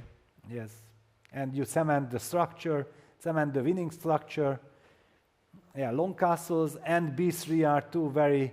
Rook d7 is another move, or maybe b3 with the idea of rook d7. Yeah, Magnus is intending something. Yeah, just king b1, total calmness. Total calmness, king b1. Enjoying the moment, yeah. What a horrible scenario for Narmin. She's down to 40 seconds, and there are no moves in the position. Nothing moves. Yeah. Everything is tied down. I would like to point out that while we are on this game, Hans has won his game already. Wow. I told you c5, Hans is in great shape. Yeah, indeed. But it seems like they are both kind of in good spirits. I just saw them talking about the game. And yeah, he definitely managed to get it done there, despite what we feared might be a long grind.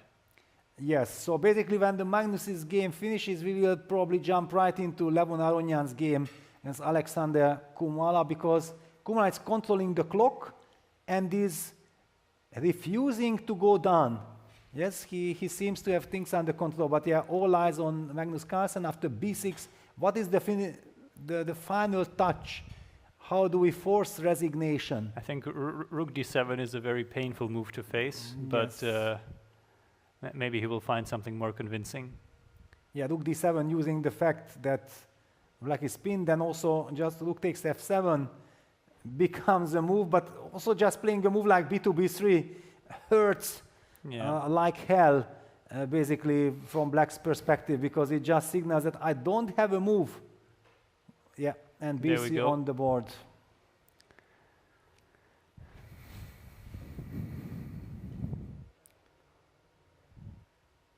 I think he's just taking his sweet time here. There is absolutely no reason to rush this. Yes. Move like king b7 runs into bishop e4 at the very least. Yeah, the two bishops are controlling everything. The knight is a monster in these structures. Whenever there is this provoke pawn to a5, then the b5 square is an eternal weakness. And we will not have to wait long to see a move, because there are only 10 seconds left on the clock. Yeah, maybe let's go full screen.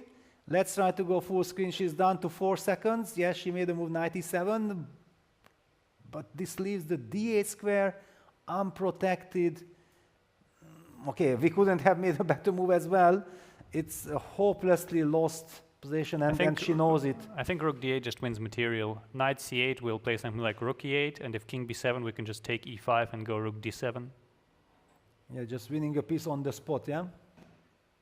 So rook d8 check. Your line was if knight c8. Then we just go rook e8. And then just from behind you are coming, yeah, with rook e8. And like everything is pinned. Both knights are pinned and nothing moves. Yes. It is crazy. What a total domination this position is. And yeah, Magnus can hardly control himself. He wants to make the winning move, the finishing move already. Yeah, and if after rook d8 check, king b7, then bishop e4 wins the exchange, but you also highlighted some... I think I said bishop takes e5. Takes e5 and then rook d7, yeah. yes? Yes, exactly. Which wins the knight, and so should there also is be check, very clean. king b7, bishop e5, example, rook e5, bishop e5, rook d7, check, and white just picks up the knight and wins. Back to live action. Magnus will play this move pretty quickly.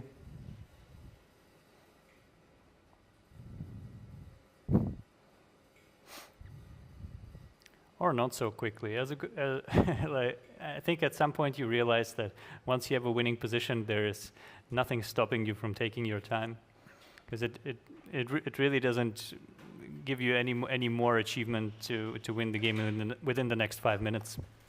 Exactly. Yeah, you have to be kind of focused, not to rush, because after all, you put such an effort into this game, you played a great game. It would be terrible just by rushing, you would give away everything that you fought for. So Magnus thinking his time is the correct approach. If his next move is winning on the spot, it will win, yeah, no matter if he does it 30 seconds earlier or later. You should also forget about opponent's clock. With 30 seconds increment, you never play the opponent's clock, you play the position if you are winning. Yeah, that is true. And since he still has half his time, I believe rook d8 will be played simply because it is very forcing, and if you move the bishop on f5 somewhere, then there are still so many more moves to calculate. Yes. I think Magnus's problem is only that he loves all his pieces. All of them are perfect. Yeah, you couldn't be able to place any of your pieces to better squares, and his heart is not yet ready to give up any of these pieces to collect the material. Yes, this is the only problem, and he's thinking is that should I want to win the knight on e5? Really, that's the maximum I can do? I would love to do more. I mean, I think the problem is that at some point black will just ignore all threats that threaten to take an exchange. For example, something like bishop d7 would just be answered by king b7. And again, you are definitely winning, but of course, yeah. you have to make more moves, and generally, if you can, you would want to end the game in a way that you don't have to play any more moves. Yes, I think it's also kind of helping the opponent, yeah, that in such positions, finishing your opponent off helps the opponent because she's in such misery, in such a hopeless situation that this is no fun at all. Yeah, she's done to 34 seconds. It will be a relief to finish this game, to get rid of all these spins, all these total nightmares, because the position has no potential. Yeah, it's just a hopelessly lost position.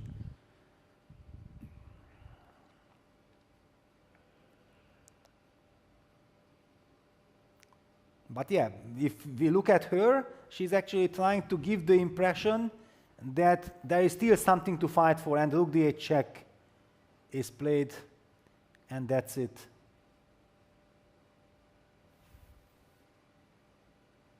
She knows it, of course.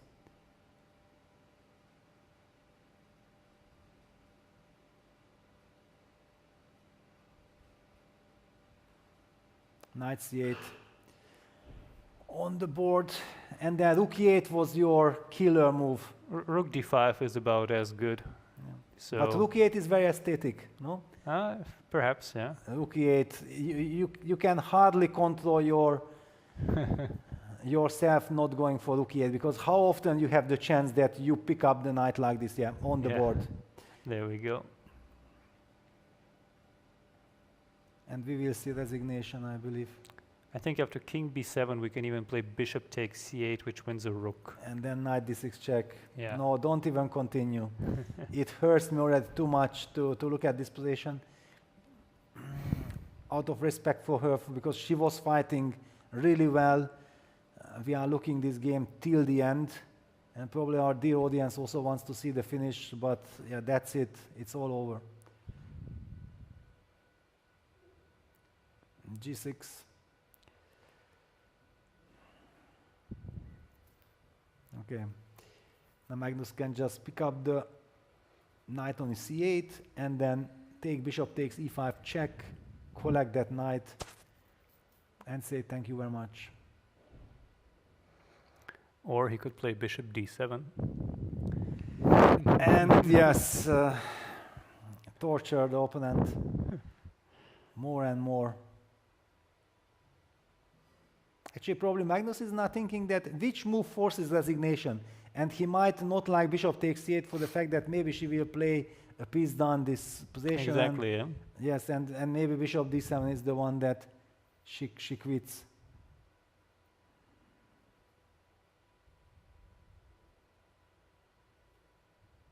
Certainly a very pleasant choice for Magnus.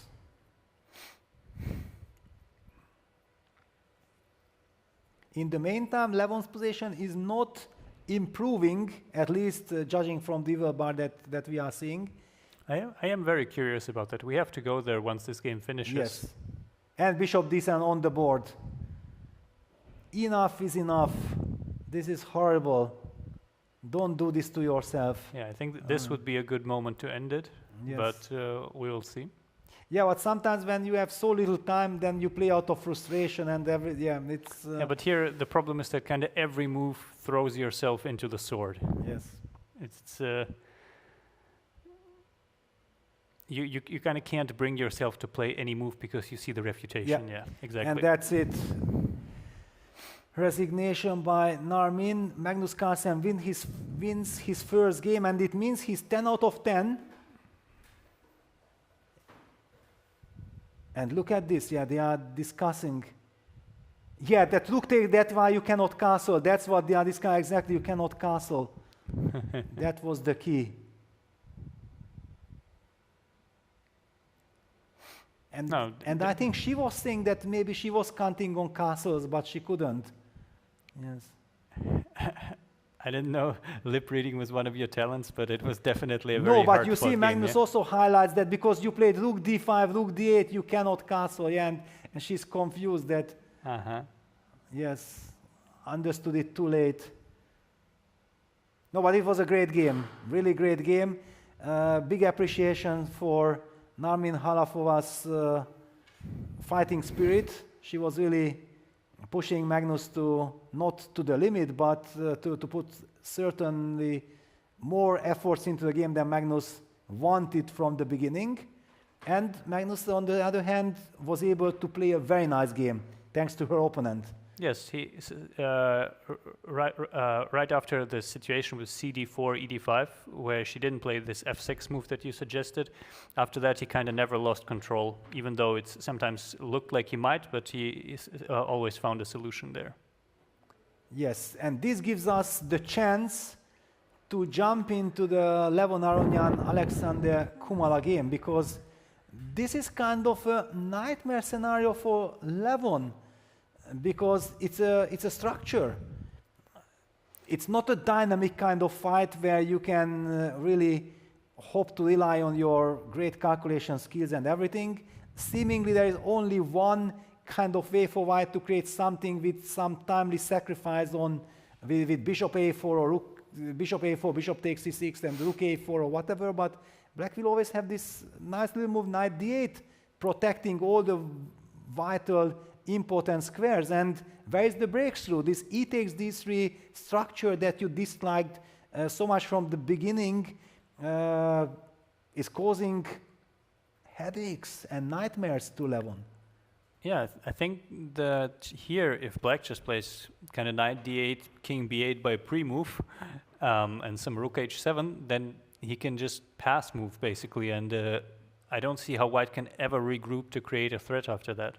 Yeah, even the king march all the way to the center to d7 is super safe because the position is locked, then the king will be protecting the e6 pawn. And let's not forget that, who knows, black has ideas like going queen h6 and then start trading pieces with rook h2 and entering the position if everything is solid enough. Potentially, actually, with the king somewhere else. Let's say going knight d8 and then just walking the king to, I don't know, e7 or something. Yes. Then suddenly black's active ideas become very relevant because he doesn't have to pay as much attention to the queen side anymore.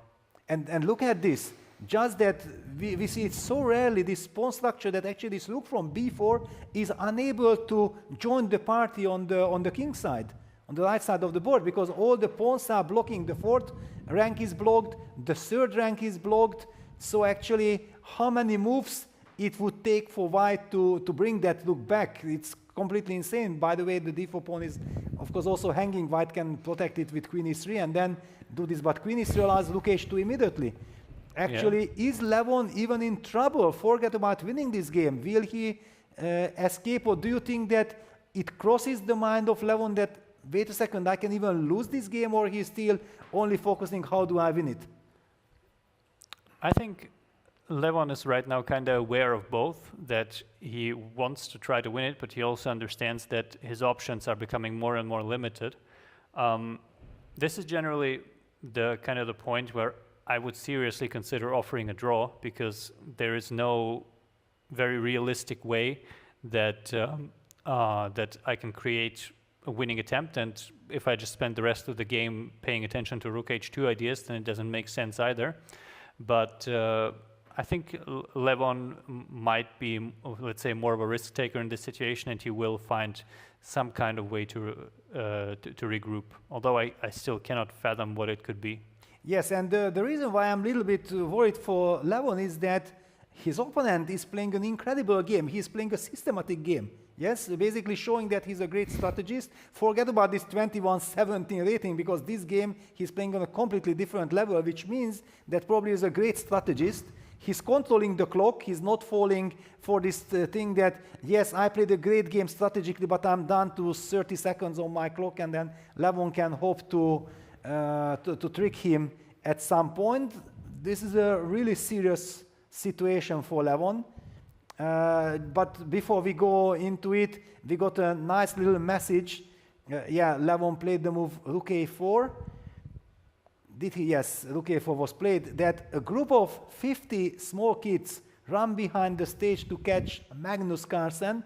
This is what it means if you are Magnus Carlsen in Karlsruhe on this stage here in the Schwarzwaldhalle. Yeah. Yes, the Congress Center Schwarzwaldhalle. It's crazy. There is all this vibration.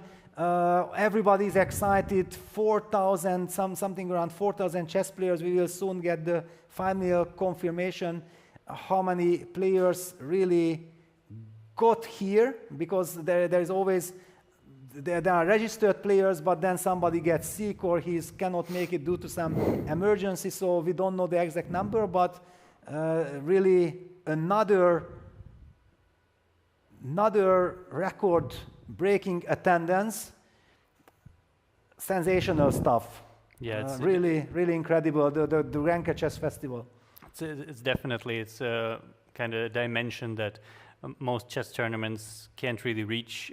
Here, you see it's I would say it's really deserving of the words festival. Yeah, you feel that there's so much happening everywhere, and everywhere there are a lot of people who share the same passion for chess here, and I think it creates a very special atmosphere. Yes, absolutely. Yeah. Look at this playing hall. I'm so happy whenever we get this footage, because it just shows that no matter what level you are playing, everybody is so focused now. The players are slowly approaching the time trouble phase, then the tension, heart rates, everything. And when there are like 4,000 something players in the same situation, and everybody is so focused, and all of them are basically thinking that they are fighting for their lives, because I know people, yeah, I have been having a photo shoot in a park, and the idea of the photo shoot was that I'm kibitzing the players, and then they are making the photo shoot, and then they also told me that, but maybe you can highlight the mistake of someone, and I said, no, I know that this is taboo. No way I'm gonna interfere there with something, because the people take it extremely seriously. Yeah, when they play, no, don't. They told me that try to say something, and then they said, no, young man, you don't understand anything, and they pushed me aside. That's how it works. Yeah.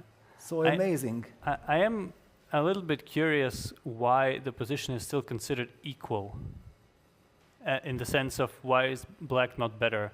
Perhaps there's some very original regrouping, something like king b1, king c2, king c3, rook a1. Yes, it is very interesting. You mentioned the big question is, do you do it like this, or do you try to, oops. What did we do? That the mouse tricked me. Yeah, so bishop c2 and then king b3, king c3. That might be better, actually. Yeah, just to be more cemento somehow, and then try to get that rook back into the game. And because after all, maybe also black won't have any breaks. The knight on f7 is kind of not having this possibility of being transferred all the way to h5, or yes, but it takes awful lot of time. I think there is actually no way to transfer it to h5. Oh, okay, there is. Knight there is. h6, yeah, okay, knight there is. g8, yes, physically, okay, yes, physically there is, but yeah, it takes too much time. It will probably not happen today.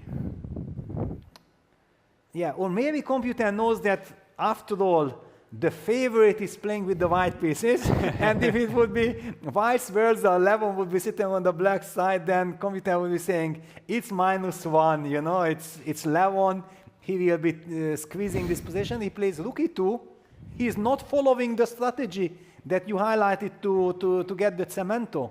Where is this rook going? I think it might be going to e3, he just wants to put the queen on e1. Like, that is also the point behind rook g3, queen e1. Yes, but I'm coming king c8, king d7. Of course, with rook e2, you are also showing your intentions. You want to line up. Yeah, rook take g3, queen e1 would be kind of a great chip on e2, and then white is probably winning, because we cannot afford of opening up the position, losing the e6 pawn. So, but the point is that black has also played the move king b8. The last move from black was king b8, so he's actually signaling that I want to get closer to the e6 pawn.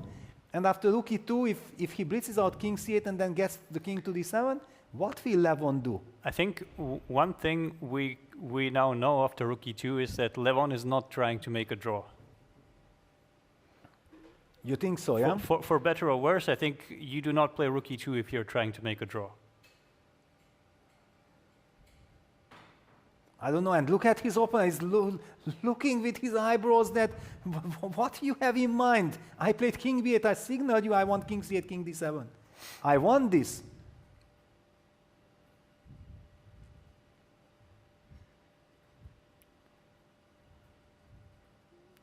Wow. I don't know, it does feel like in general, black would be taking over, but at the same time, you're kind of committing to playing aggressively to win the game with black, which might very, very well work. It's just that psychologically, it's not so easy to decide on that. Yes, we also done it on screen. We see the results. We see that the favorites are normally cruising, and really, this is the big game.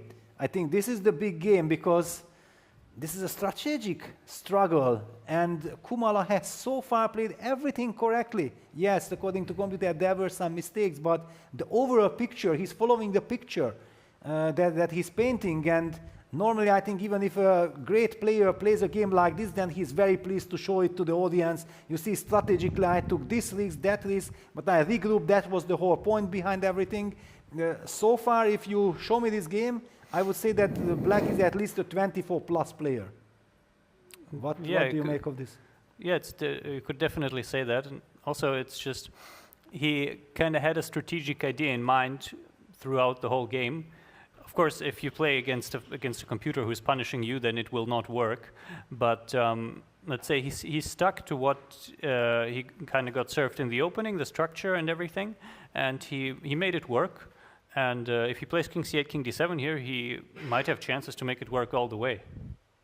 Yes, because actually then, okay, e6 pawn is protected. Now with rook e2, as you said, yeah, Levon is maybe hoping for some dynamic possibilities, but if the e6 pawn stays protected, then there are no dynamic possibilities. And who knows, maybe black will be able to start activating his rooks on the h file, entering with rook h1, the other rook comes to h3, then who knows, maybe rook g1.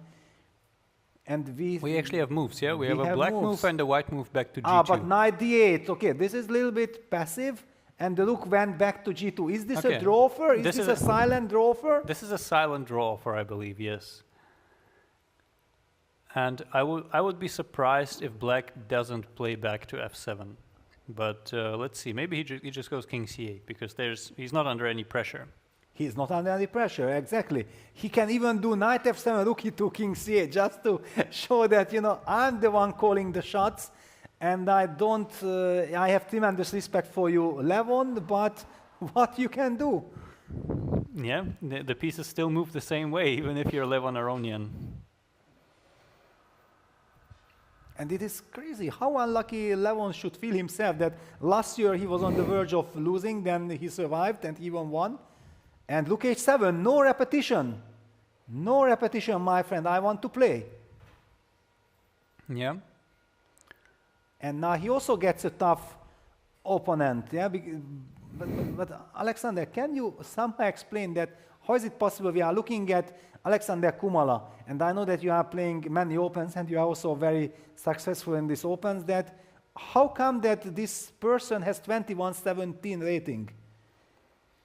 Well, I don't know this particular player, but often, I mean, let's say you play at a 2100 level, yeah? On average, that is probably what he does, considering that is his rating. But it means that, first of all, you can play better at certain times and worse at others, but also you can play certain positions better than others. Because most modern players that are at a very high level, they are reasonably universal. There are preferences, of course, but if you're not a grandmaster yet, then sometimes you have some kind of more pronounced strengths. And I believe that perhaps this very type of game that he got to play today just plays into those strengths, and then he can play way above his level. Apart from the fact that he has no pressure whatsoever playing against Levon, he doesn't need to prove anything. He can always play solidly, and he's black, and Levon is the one who kind of has to show what he can do. And if this plays exactly into the style that he prefers himself, it's not unlikely that he'll just play way above and beyond his level, at least in this one game. Yeah, Bishop c2 played. I love Sotiris, our producer. It's just incredible because he reads my mind. Exactly when I turned on my phone to Google Alexander Kumala's FIDE ID to get info, we are getting on our screen all the info from Sotiris already. That peak of Kumala was 2238. He's from Poland. Was born in 1993. plays 15 to 20 classical games per year on average, so very little. He's a FIDE master. That is curious. No, he's a candidate master. No, he's just candidate master because he never reached 2300. But yes, no, this Alexander Kumala, if he took the courage to come from Poland all the way to the Grenke Chess Festival and pick the freestyle event, that already shows the courage, yeah, that he believes in himself. Maybe things like, my problems are openings. I don't have time because my profession, I'm a clever person, I'm a lawyer or whatever, I'm the doctor. Unfortunately, I don't have, but I have the strengths. I want to challenge these guys. And the freestyle event gives these players also the chance. Look at this, Rook H7, Queen H8, tripling on the H file. This is applause. This is grandmaster level. Yeah, I'm thinking, is it already time to play Rook H2, or should he just, or should he play something else? You know, even a move like Rook H1 comes to mind at some level. Cutting the rook. Cutting the rook off, but he played Rook H2, yeah? Yeah, actually, I think Rook H1 would have been very unpleasant. Yeah, Rook H1 and kind of saying that, Levon, there's nothing you can do, so I'll just play it very slow. Yes. Well, actually, I think, yes, Levon, forget about winning, just somehow shut the game down, offer a draw. But maybe the opponent already refused. We don't know exactly because it was maybe not given that he was afraid of the repetition. He just thought like Levon anyway won't repeat. And then he just wants to get his ideas going. But super impressive and also not falling behind on the clock at all. Levon finally coming up with the cemento, bishop c2, king b3, king c3, fighting for his life. Yeah, I think here, no, Rook A1 is still not a move, yeah, because d4 is hanging. d4 is hanging. So we have to respect that. But if the rook stays one more move on a4, then suddenly you have to pay serious attention to the other rook coming in after the exchange. But only thing I dislike that actually why Black was not doing this king c8, king d7 before he starts the action. Because the one worry I have is with this king on b8 that if I ever activate the queen, of course I don't want to activate the queen has to keep control of the e5 square. That's why the queen stays on this diagonal. That's why this rook h7, queen h8 maneuver was a multi-purpose idea, getting ready to invade on the h5 due to the tripling, and the queen also targets and defends the e5 square plus targets the d4 pawn. Yeah. Wonderful stuff.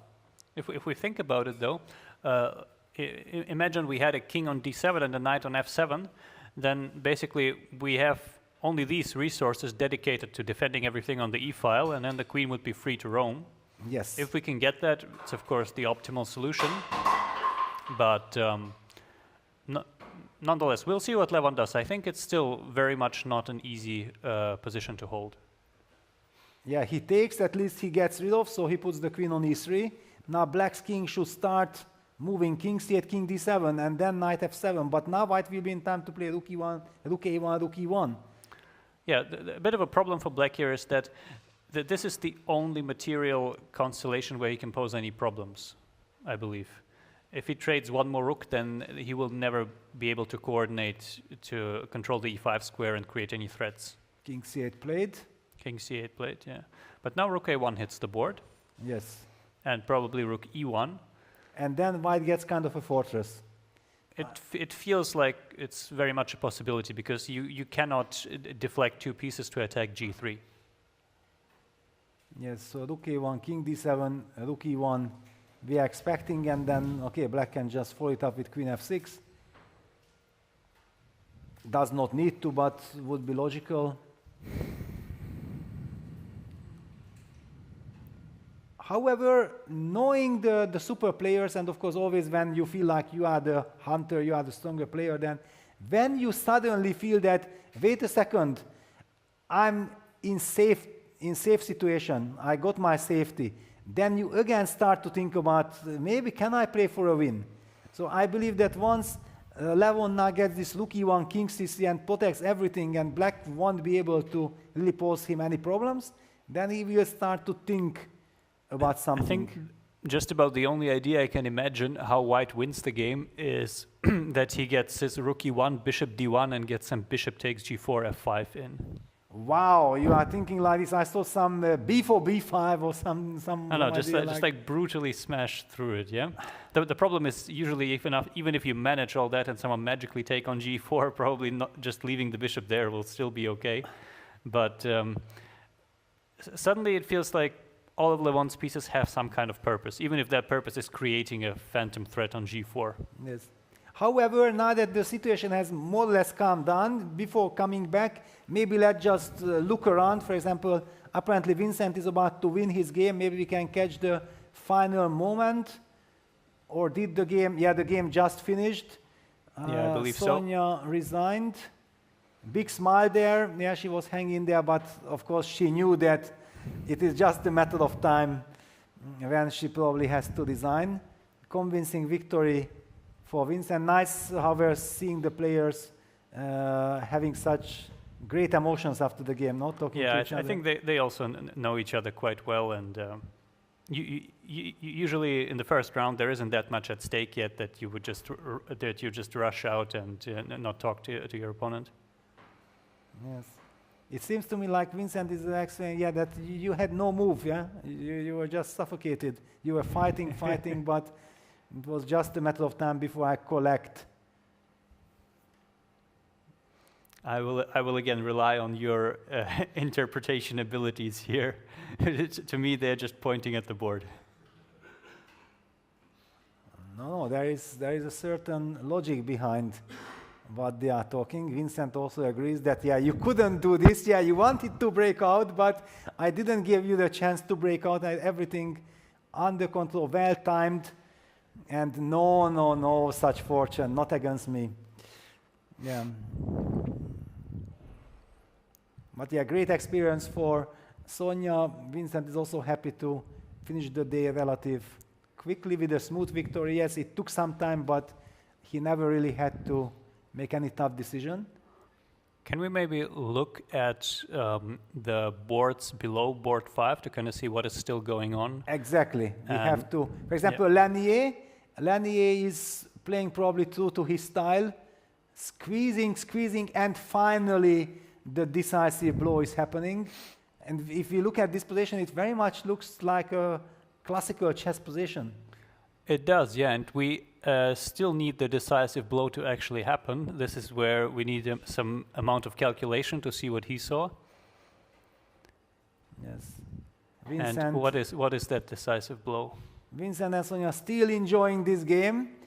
This game was a lot of fun. Yeah, very nice to see Sonia in such cheerful mood. Oh, I think look at this. In the game of Lanier, I think he can just take on d5. Rook d5 and if f takes g5? No, I meant queen d5. Ah, queen d5, yes. Exactly, wow, and so he's on the mating. board. He's wow. mating. Yeah. Beautiful, amazing. Yeah, let's just very quickly show with arrows because the queen game, d5 and queen e6 are the same here. Yes, queen d5, rook d5, beautiful spot. Rook takes e6, rook d8 check, king g7, rook g1 check. The king is forced to go to h6, and then the rook retreats to d2 or to d3 and delivers checkmate on the h file. What a fantastic line. We might see this on the board for a lack of alternatives. Exactly, because otherwise black can just design white one apiece. Can we zoom in on the players? Do we have camera on the players on They Lanier? should be on stage, I believe. No? Not really. Okay. Not really. Ah, yes, because some players also from the Open are playing on the stage. Ah, really? Yes. Top 5 on stage, yes. Okay. But beautiful. Beautiful finish. We catch the right moment. And if you would be on live camera with us, I would love to make a high five with you for spotting this beautiful queen takes d5. Beautiful queen takes d5. Yeah, it also kind of... Yes. Bravo. It is, I think, very much a linear kind of combination, like very clinical ending the game. Yeah, because a very nice strategical masterpiece is the point is collected by beautiful tactical sequence of moves. And if we have the chance, if the players are not making the moves, then let us show this line. Yeah, black has to take, otherwise he can resign. Rook d8 check, king g7, we traded the queens. We are in a pawn down rook hand game, and then suddenly the rook moves back and delivers checkmate to the king on h6. What a unfortunate, crazy construction this is. Wow. Yeah, So back to the live board. he only has 1 more minute to think, and there isn't much to come up with, really. Yeah, Lanier. By the way, Lanier took second. He shared second place, and then he qualified to the Las Vegas event. It means that the freestyle chess suits him very well. I already thought, like, if he takes his time and energy to come all the way from the US to play the freestyle event in Karlsruhe, the Grenke freestyle, then he has confidence that he will do well, right? Yes, I think so. That was my feeling, and we know, of course, Lanier Dominguez, his peak rating was, I think, 2768 maybe, or something like this. It was number 11, 12 for a very long time, top 20 player for more than a decade. Fantastic player, and he delivers. And we are seeing the What do we wonderful bet? line. Rook d2 or rook d3? Yes, that's the big question. Maybe rook d3 is even more. I'm betting on rook d2. Yeah, rook d2. Which one is more stylish? I think he will choose the less stylish rook d2. No, rook d2. No, rook d2 is more stylish because it's all the way as further back as possible, and black is doomed. No, I think if this was a study, then you would want like rook d3 to be the solution, so that you're like exactly 1 square off of saving the king. Yes. Wow. Incredible. Lanier Dominguez delivering checkmate in the endgame. Yeah, f5 played, and rook h2 check. Mate is coming before. No, this is a mouse leave. Luckily, it's not online chess. Imagine that suddenly, due to mouse leave, you would not be able to play rook h2 check. That would be crazy. Big congratulations to Lanier Dominguez, and also we appreciate the gesture by his opponent. Of course, he knew that this will be checkmate, but just for the crowd, he played it out. Very nice. Yeah. Wow. So we can continue scrolling to see. We see that Nihal Sarin won his game. Vladimir Fedosiev won his game. Aravind. I'm actually a little bit curious. Why are Nihal and Fedosiev playing black on consecutive boards? Is there someone missing there? Oh, wow, that's a good point. Very interesting. Usually players alternate white and black, yes. At least in the first round. But perhaps someone didn't arrive or something and it wasn't accounted for yet. But Yeah, wait a second. Let me just correct the Lanier's position, because it will drive us crazy. That no, this rook did not go to click d8. back, yeah? You have to click back on It moved to h2. Yeah. Yes. f5 rook h2 was the game. It was f5 rook h2 checkmate finish, or maybe the players already started analyzing, moving the pieces, and the computer went crazy. But yes, this is how the game ended. Stadana has won, so all the favorites. Maxim Vachier-Lagrave, after this great practice with Parham Maksudlu, wins his game. Yakuboyev. Whoa. Wow, wait, what? What? No. Wait, double what? No way. Parham couldn't have lost. It's impossible. But wait, Parham and a wonder apparently. Is that correct? No. Mendonca as well? I'm curious if there's some color mix-up, because this seems a bit too much. Yes, no, this is impossible that we have so many upsets like this. Then also we would have been informed that, wait a second, guys, what are you doing? Talking about finesses here in Levon Aronyan's game, and the house is burning in the other games. No.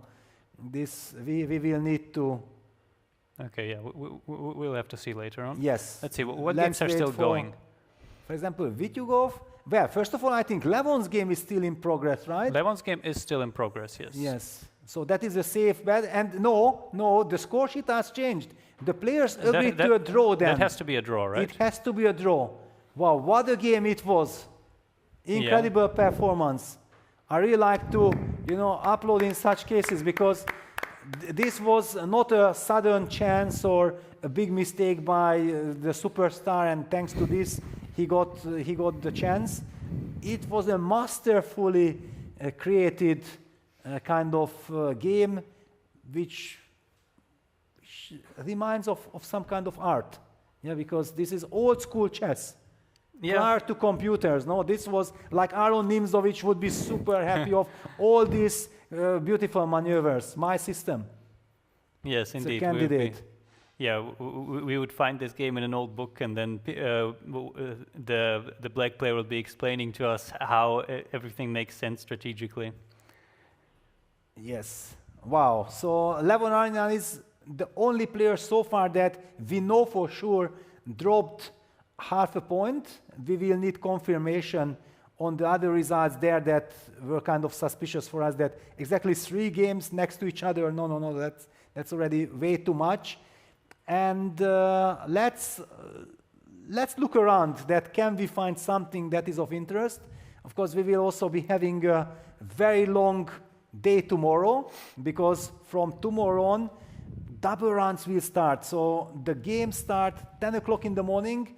The afternoon games will start at 4 o'clock in the afternoon. In the meantime, from 2:45, the candidates start. So basically non-stop action, like 24 hours chess. What an incredible world we are living in, that we have this possibility all together. And I'm very happy that there's also not this incredible direct clash with the candidates, right? Because whoever wants to see us in the morning has the chance. Then we more or less finish exactly around the time when the candidate starts. Everybody looks at the candidates. We start our show. Then, of course, everybody follows all the time trouble drama in the candidates. We appreciate that. We understand that. And then whoever is not yet who is still excited, I want more chess, we will be here. we are still covering, be going, yeah? Covering everything. So Vitugo was playing, and no, but this is also... We don't know for sure, yeah? Yes, that is but the problem. it's too much of a coincidence. Yeah, that's why I would say we can quickly recap what happened on the top boards. Yes. Of this first round. Yes, because this is too confusing. We assume that Vitugov is black in this position, but this is assumption. Let's take a look. Here are the results. Maybe you can call them out. Yeah, on the first boards, we have Magnus Carlsen winning his game against Narmin Khalafova, and Jan Nepomniachtchi actually scoring, let's say, first blood against Mikko Kivisto, probably maybe even in the whole tournament, we don't know. Levon Aronian on board 3, making a draw against Alexander Kumala, the game that just finished, and earned some well-deserved applause from us. Then we have Hans Niemann on board 4, winning against Gunnar Schnepp after a somewhat slow and balanced start, but he made it work. And we have on board 5, Vincent Keimer, winning in, let's say, pretty solid fashion, kind of pushing a space advantage all the way against Sonja Maria Blum. Board 6, we have Jan Krzysztof Duda also winning against Sebastian Lemme. We did not see too much of that game, but I think there was a brief tactical exchange there that we unfortunately missed. And then we have Lenia Dominguez with white winning against Lukas Szymnatkowski, also with a beautiful finish that I hope you caught just now. And board 8, we have Nihal Sarin winning against Vera Nebolsina. So from the top boards, we have, I was about to say only one upset, but I believe considering it's the first round and with the rating difference, that may be more than we expected. Yes, for sure. And it was a great game. I believe, that maybe we can just very quickly go through Vincent's game and also Duda's game, because we haven't seen so much. Not with really big analysis, but just Vincent is the local hero here. Everybody's rooting for. We haven't been covering his game extensively, but just quickly to go through what happened. We have seen this, we covered it, that Vincent got this Marozzi bind kind of structure, and after bishop c5, rook d1, slowly, step by step, improved his pieces. Knight e2, d6, f3, cemento, no rush. Black is unable to break out. Bishop d7, knight d4, knight e8 back. A very sad move. You were also saying that this knight has nowhere to move. Vincent was certainly enjoying himself. Bishop c6, f6, queen d2, a4. Then Vincent opens up the queen side with b4, takes. Losing the right to castle is not an issue because black has no way to create counterplay, but black's king on b8, in fact, will get under attack on the a file. c6, queen a2. Vincent is already getting active with his queen b4, bishop b6, king b2, systematic bishop e6, queen a3, already threatening c4, c5, tapping the bishop, so black has to react. And bishop takes d4, giving up the dark square bishop is basically capitulation. Bishop takes d4, queen a8, bishop a7 a la Karpov. Yeah, the beautiful bishop a7 move, the dark squares, no queen trade, and I already understand perfectly why both players were smiling afterwards, because yes, poor Sonia was fighting, but she never really had a chance. And then Vincent finished the game with a stylish invasion on the... Wait a second, I already wanted to say, aha, so rook a7 came and that's it, finished. And apparently, according to the computer, suddenly things are not that simple. But after knight e6, takes, rook e7, queen f6, white is not only collecting material, but black is still unable to create anything, and this was it. Black resigned. I don't know if you have the desire to go back to that moment where maybe Sonia had a chance, or we just leave it like this, because after all it was a one-sided game. I think in general it was a pretty one-sided game, and I think Vincent probably just didn't take the time to calculate everything properly there. It happens sometimes, but I think in this case it's not that black had a huge chance for counterplay, it was just a chance to kind of hang on with some tactical precision. But wait a second, I want to find this game, because Maria Muzichuk, we have her now on our camera. Let's just see what is she doing. I have to find the game, because her game is still in progress and we have camera. She should be further down, I believe. Yes, going down slowly. There are so many players. I'm so happy seeing so many players. There she is. Yes, against Terry van der Veen. Wow. And we actually see that the colors are correct in this case. In this case, it is correct. But wait a second, what does it mean? Is she in trouble? She is in trouble. Okay, after queen d7, queen takes f3, it should be holdable. I think she should hold, but it's still some massage. Yeah, I think this game will go on for a while. For a while, yes. Unless, of course, they agree to a draw, which is something of a possibility, I think. But in general, black has decent winning chances here. Yes, and it's a risk-free kind of situation. Yes, you can argue that you are the underdog. Draw is a good result, but in this position, I think you have to change your mindset. Yeah. If you manage to exchange queens, then no amount of skill will save white. Yeah. Yes. Of course, yeah. White will do everything in order not to change the queens. Yeah, a6, covering the bishop b5 idea. Okay, this is interesting. Let me scroll further down. Dinara Wagner made a draw. That's kind of surprising against Christian Klaus. Alyosha Firestark also made a draw. So down there are some surprising results. I think it's also a bit to the fact that the ratings here, as far as I understand, are the higher one of freestyle or ELO rating. So sometimes they don't always align with what you would see as normal seeding in an open tournament. Aha, this also maybe plays a role. And I've also seen many German youngsters' name on the list. Bennett Hagner is playing. He's a member of the Baden-Baden team, your team member, yeah. At Baden-Baden, he won his first game. Then I have also seen Marius Dyer winning his game. Yeah, Marius has beaten Patrick Vöbel. And Tobias Köhler also playing, also won his game. Is Leonardo playing, or is he playing in the Classical Open? Maybe he's playing in the Classical Open, because I'm sure he's playing. Maybe he is. All I know is that he's playing European Championship later. But wow! So he will be a magician, yeah? He will be a magician. Yeah, he might be one of the few who manages to play both. But we'll see. If he is, I believe he would be in the Open, but I'm not sure. Yes.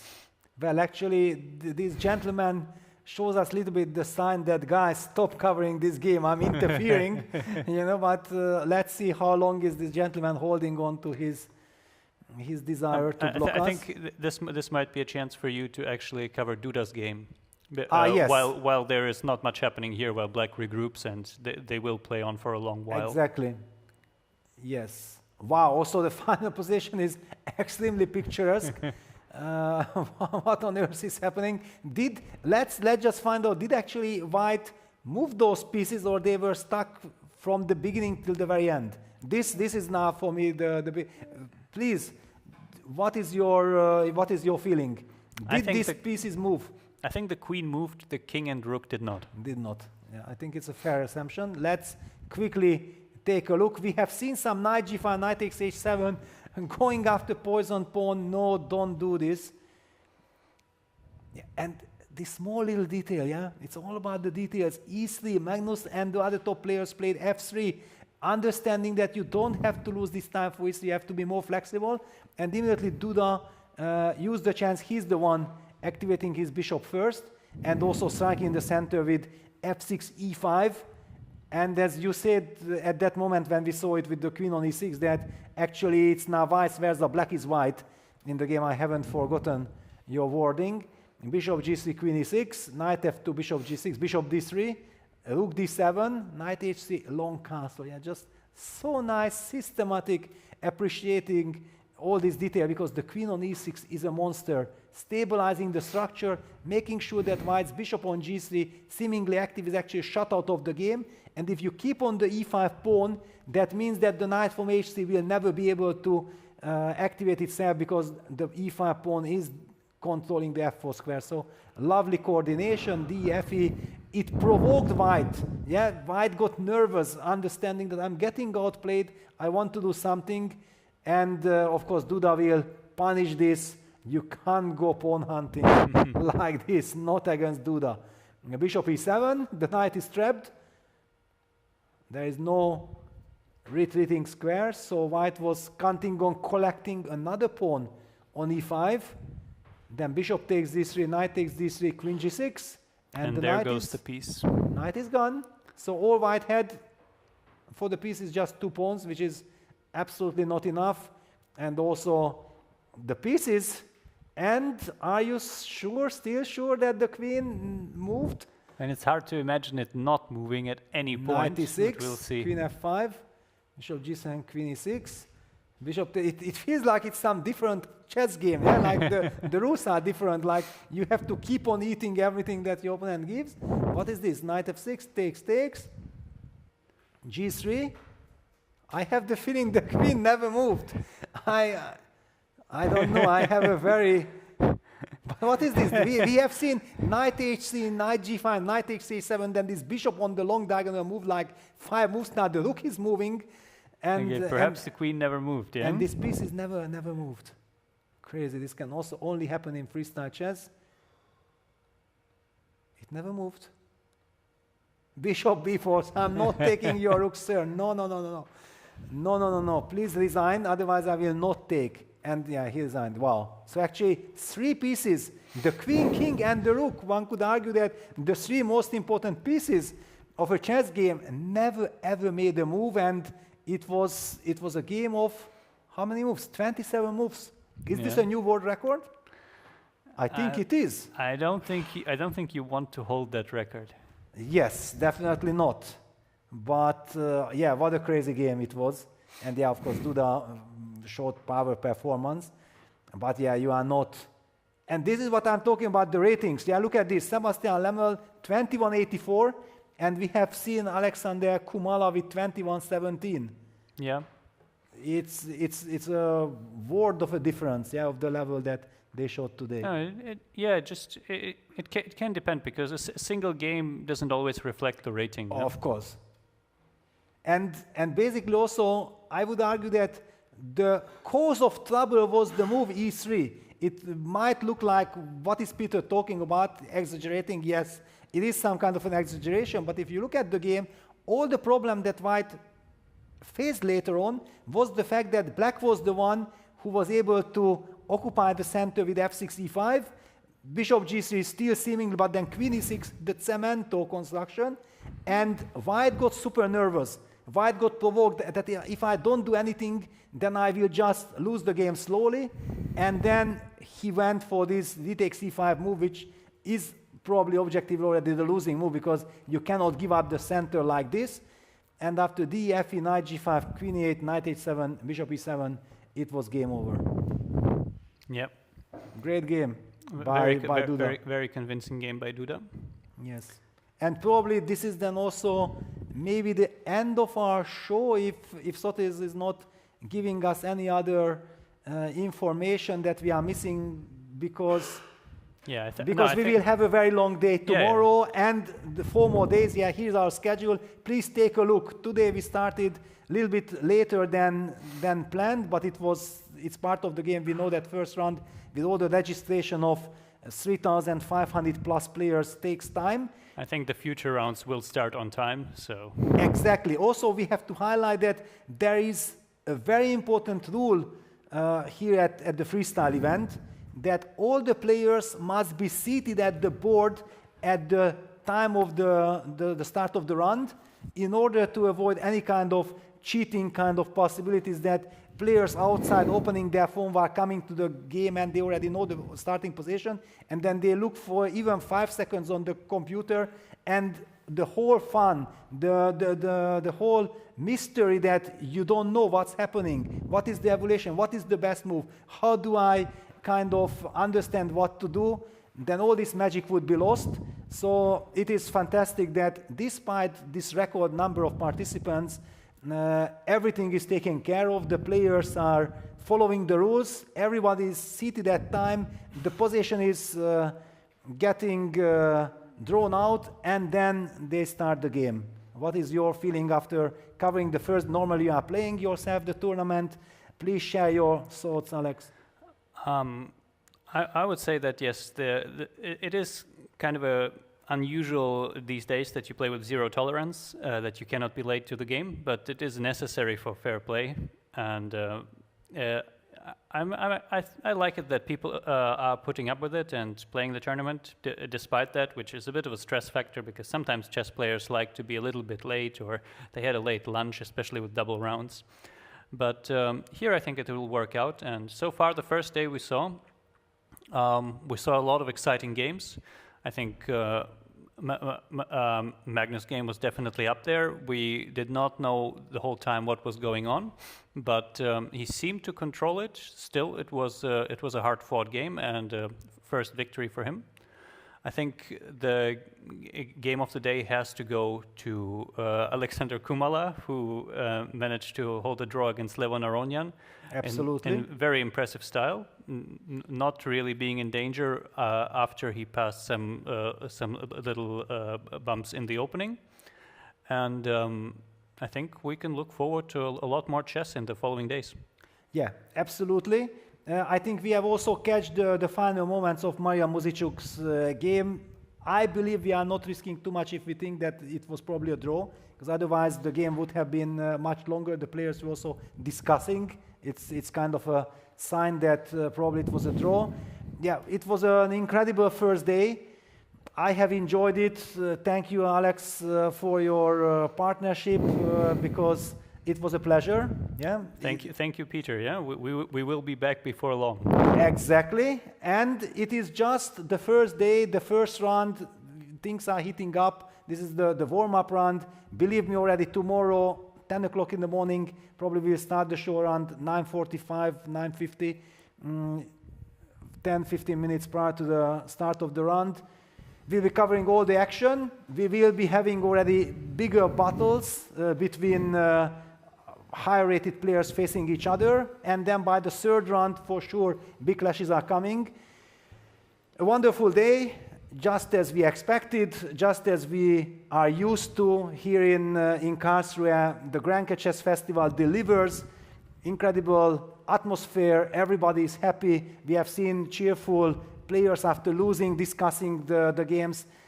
Thank you very much for watching, and we'll be back tomorrow with the same setup at 9:45, 9:50 in the morning. Thank you, everyone. Thank you.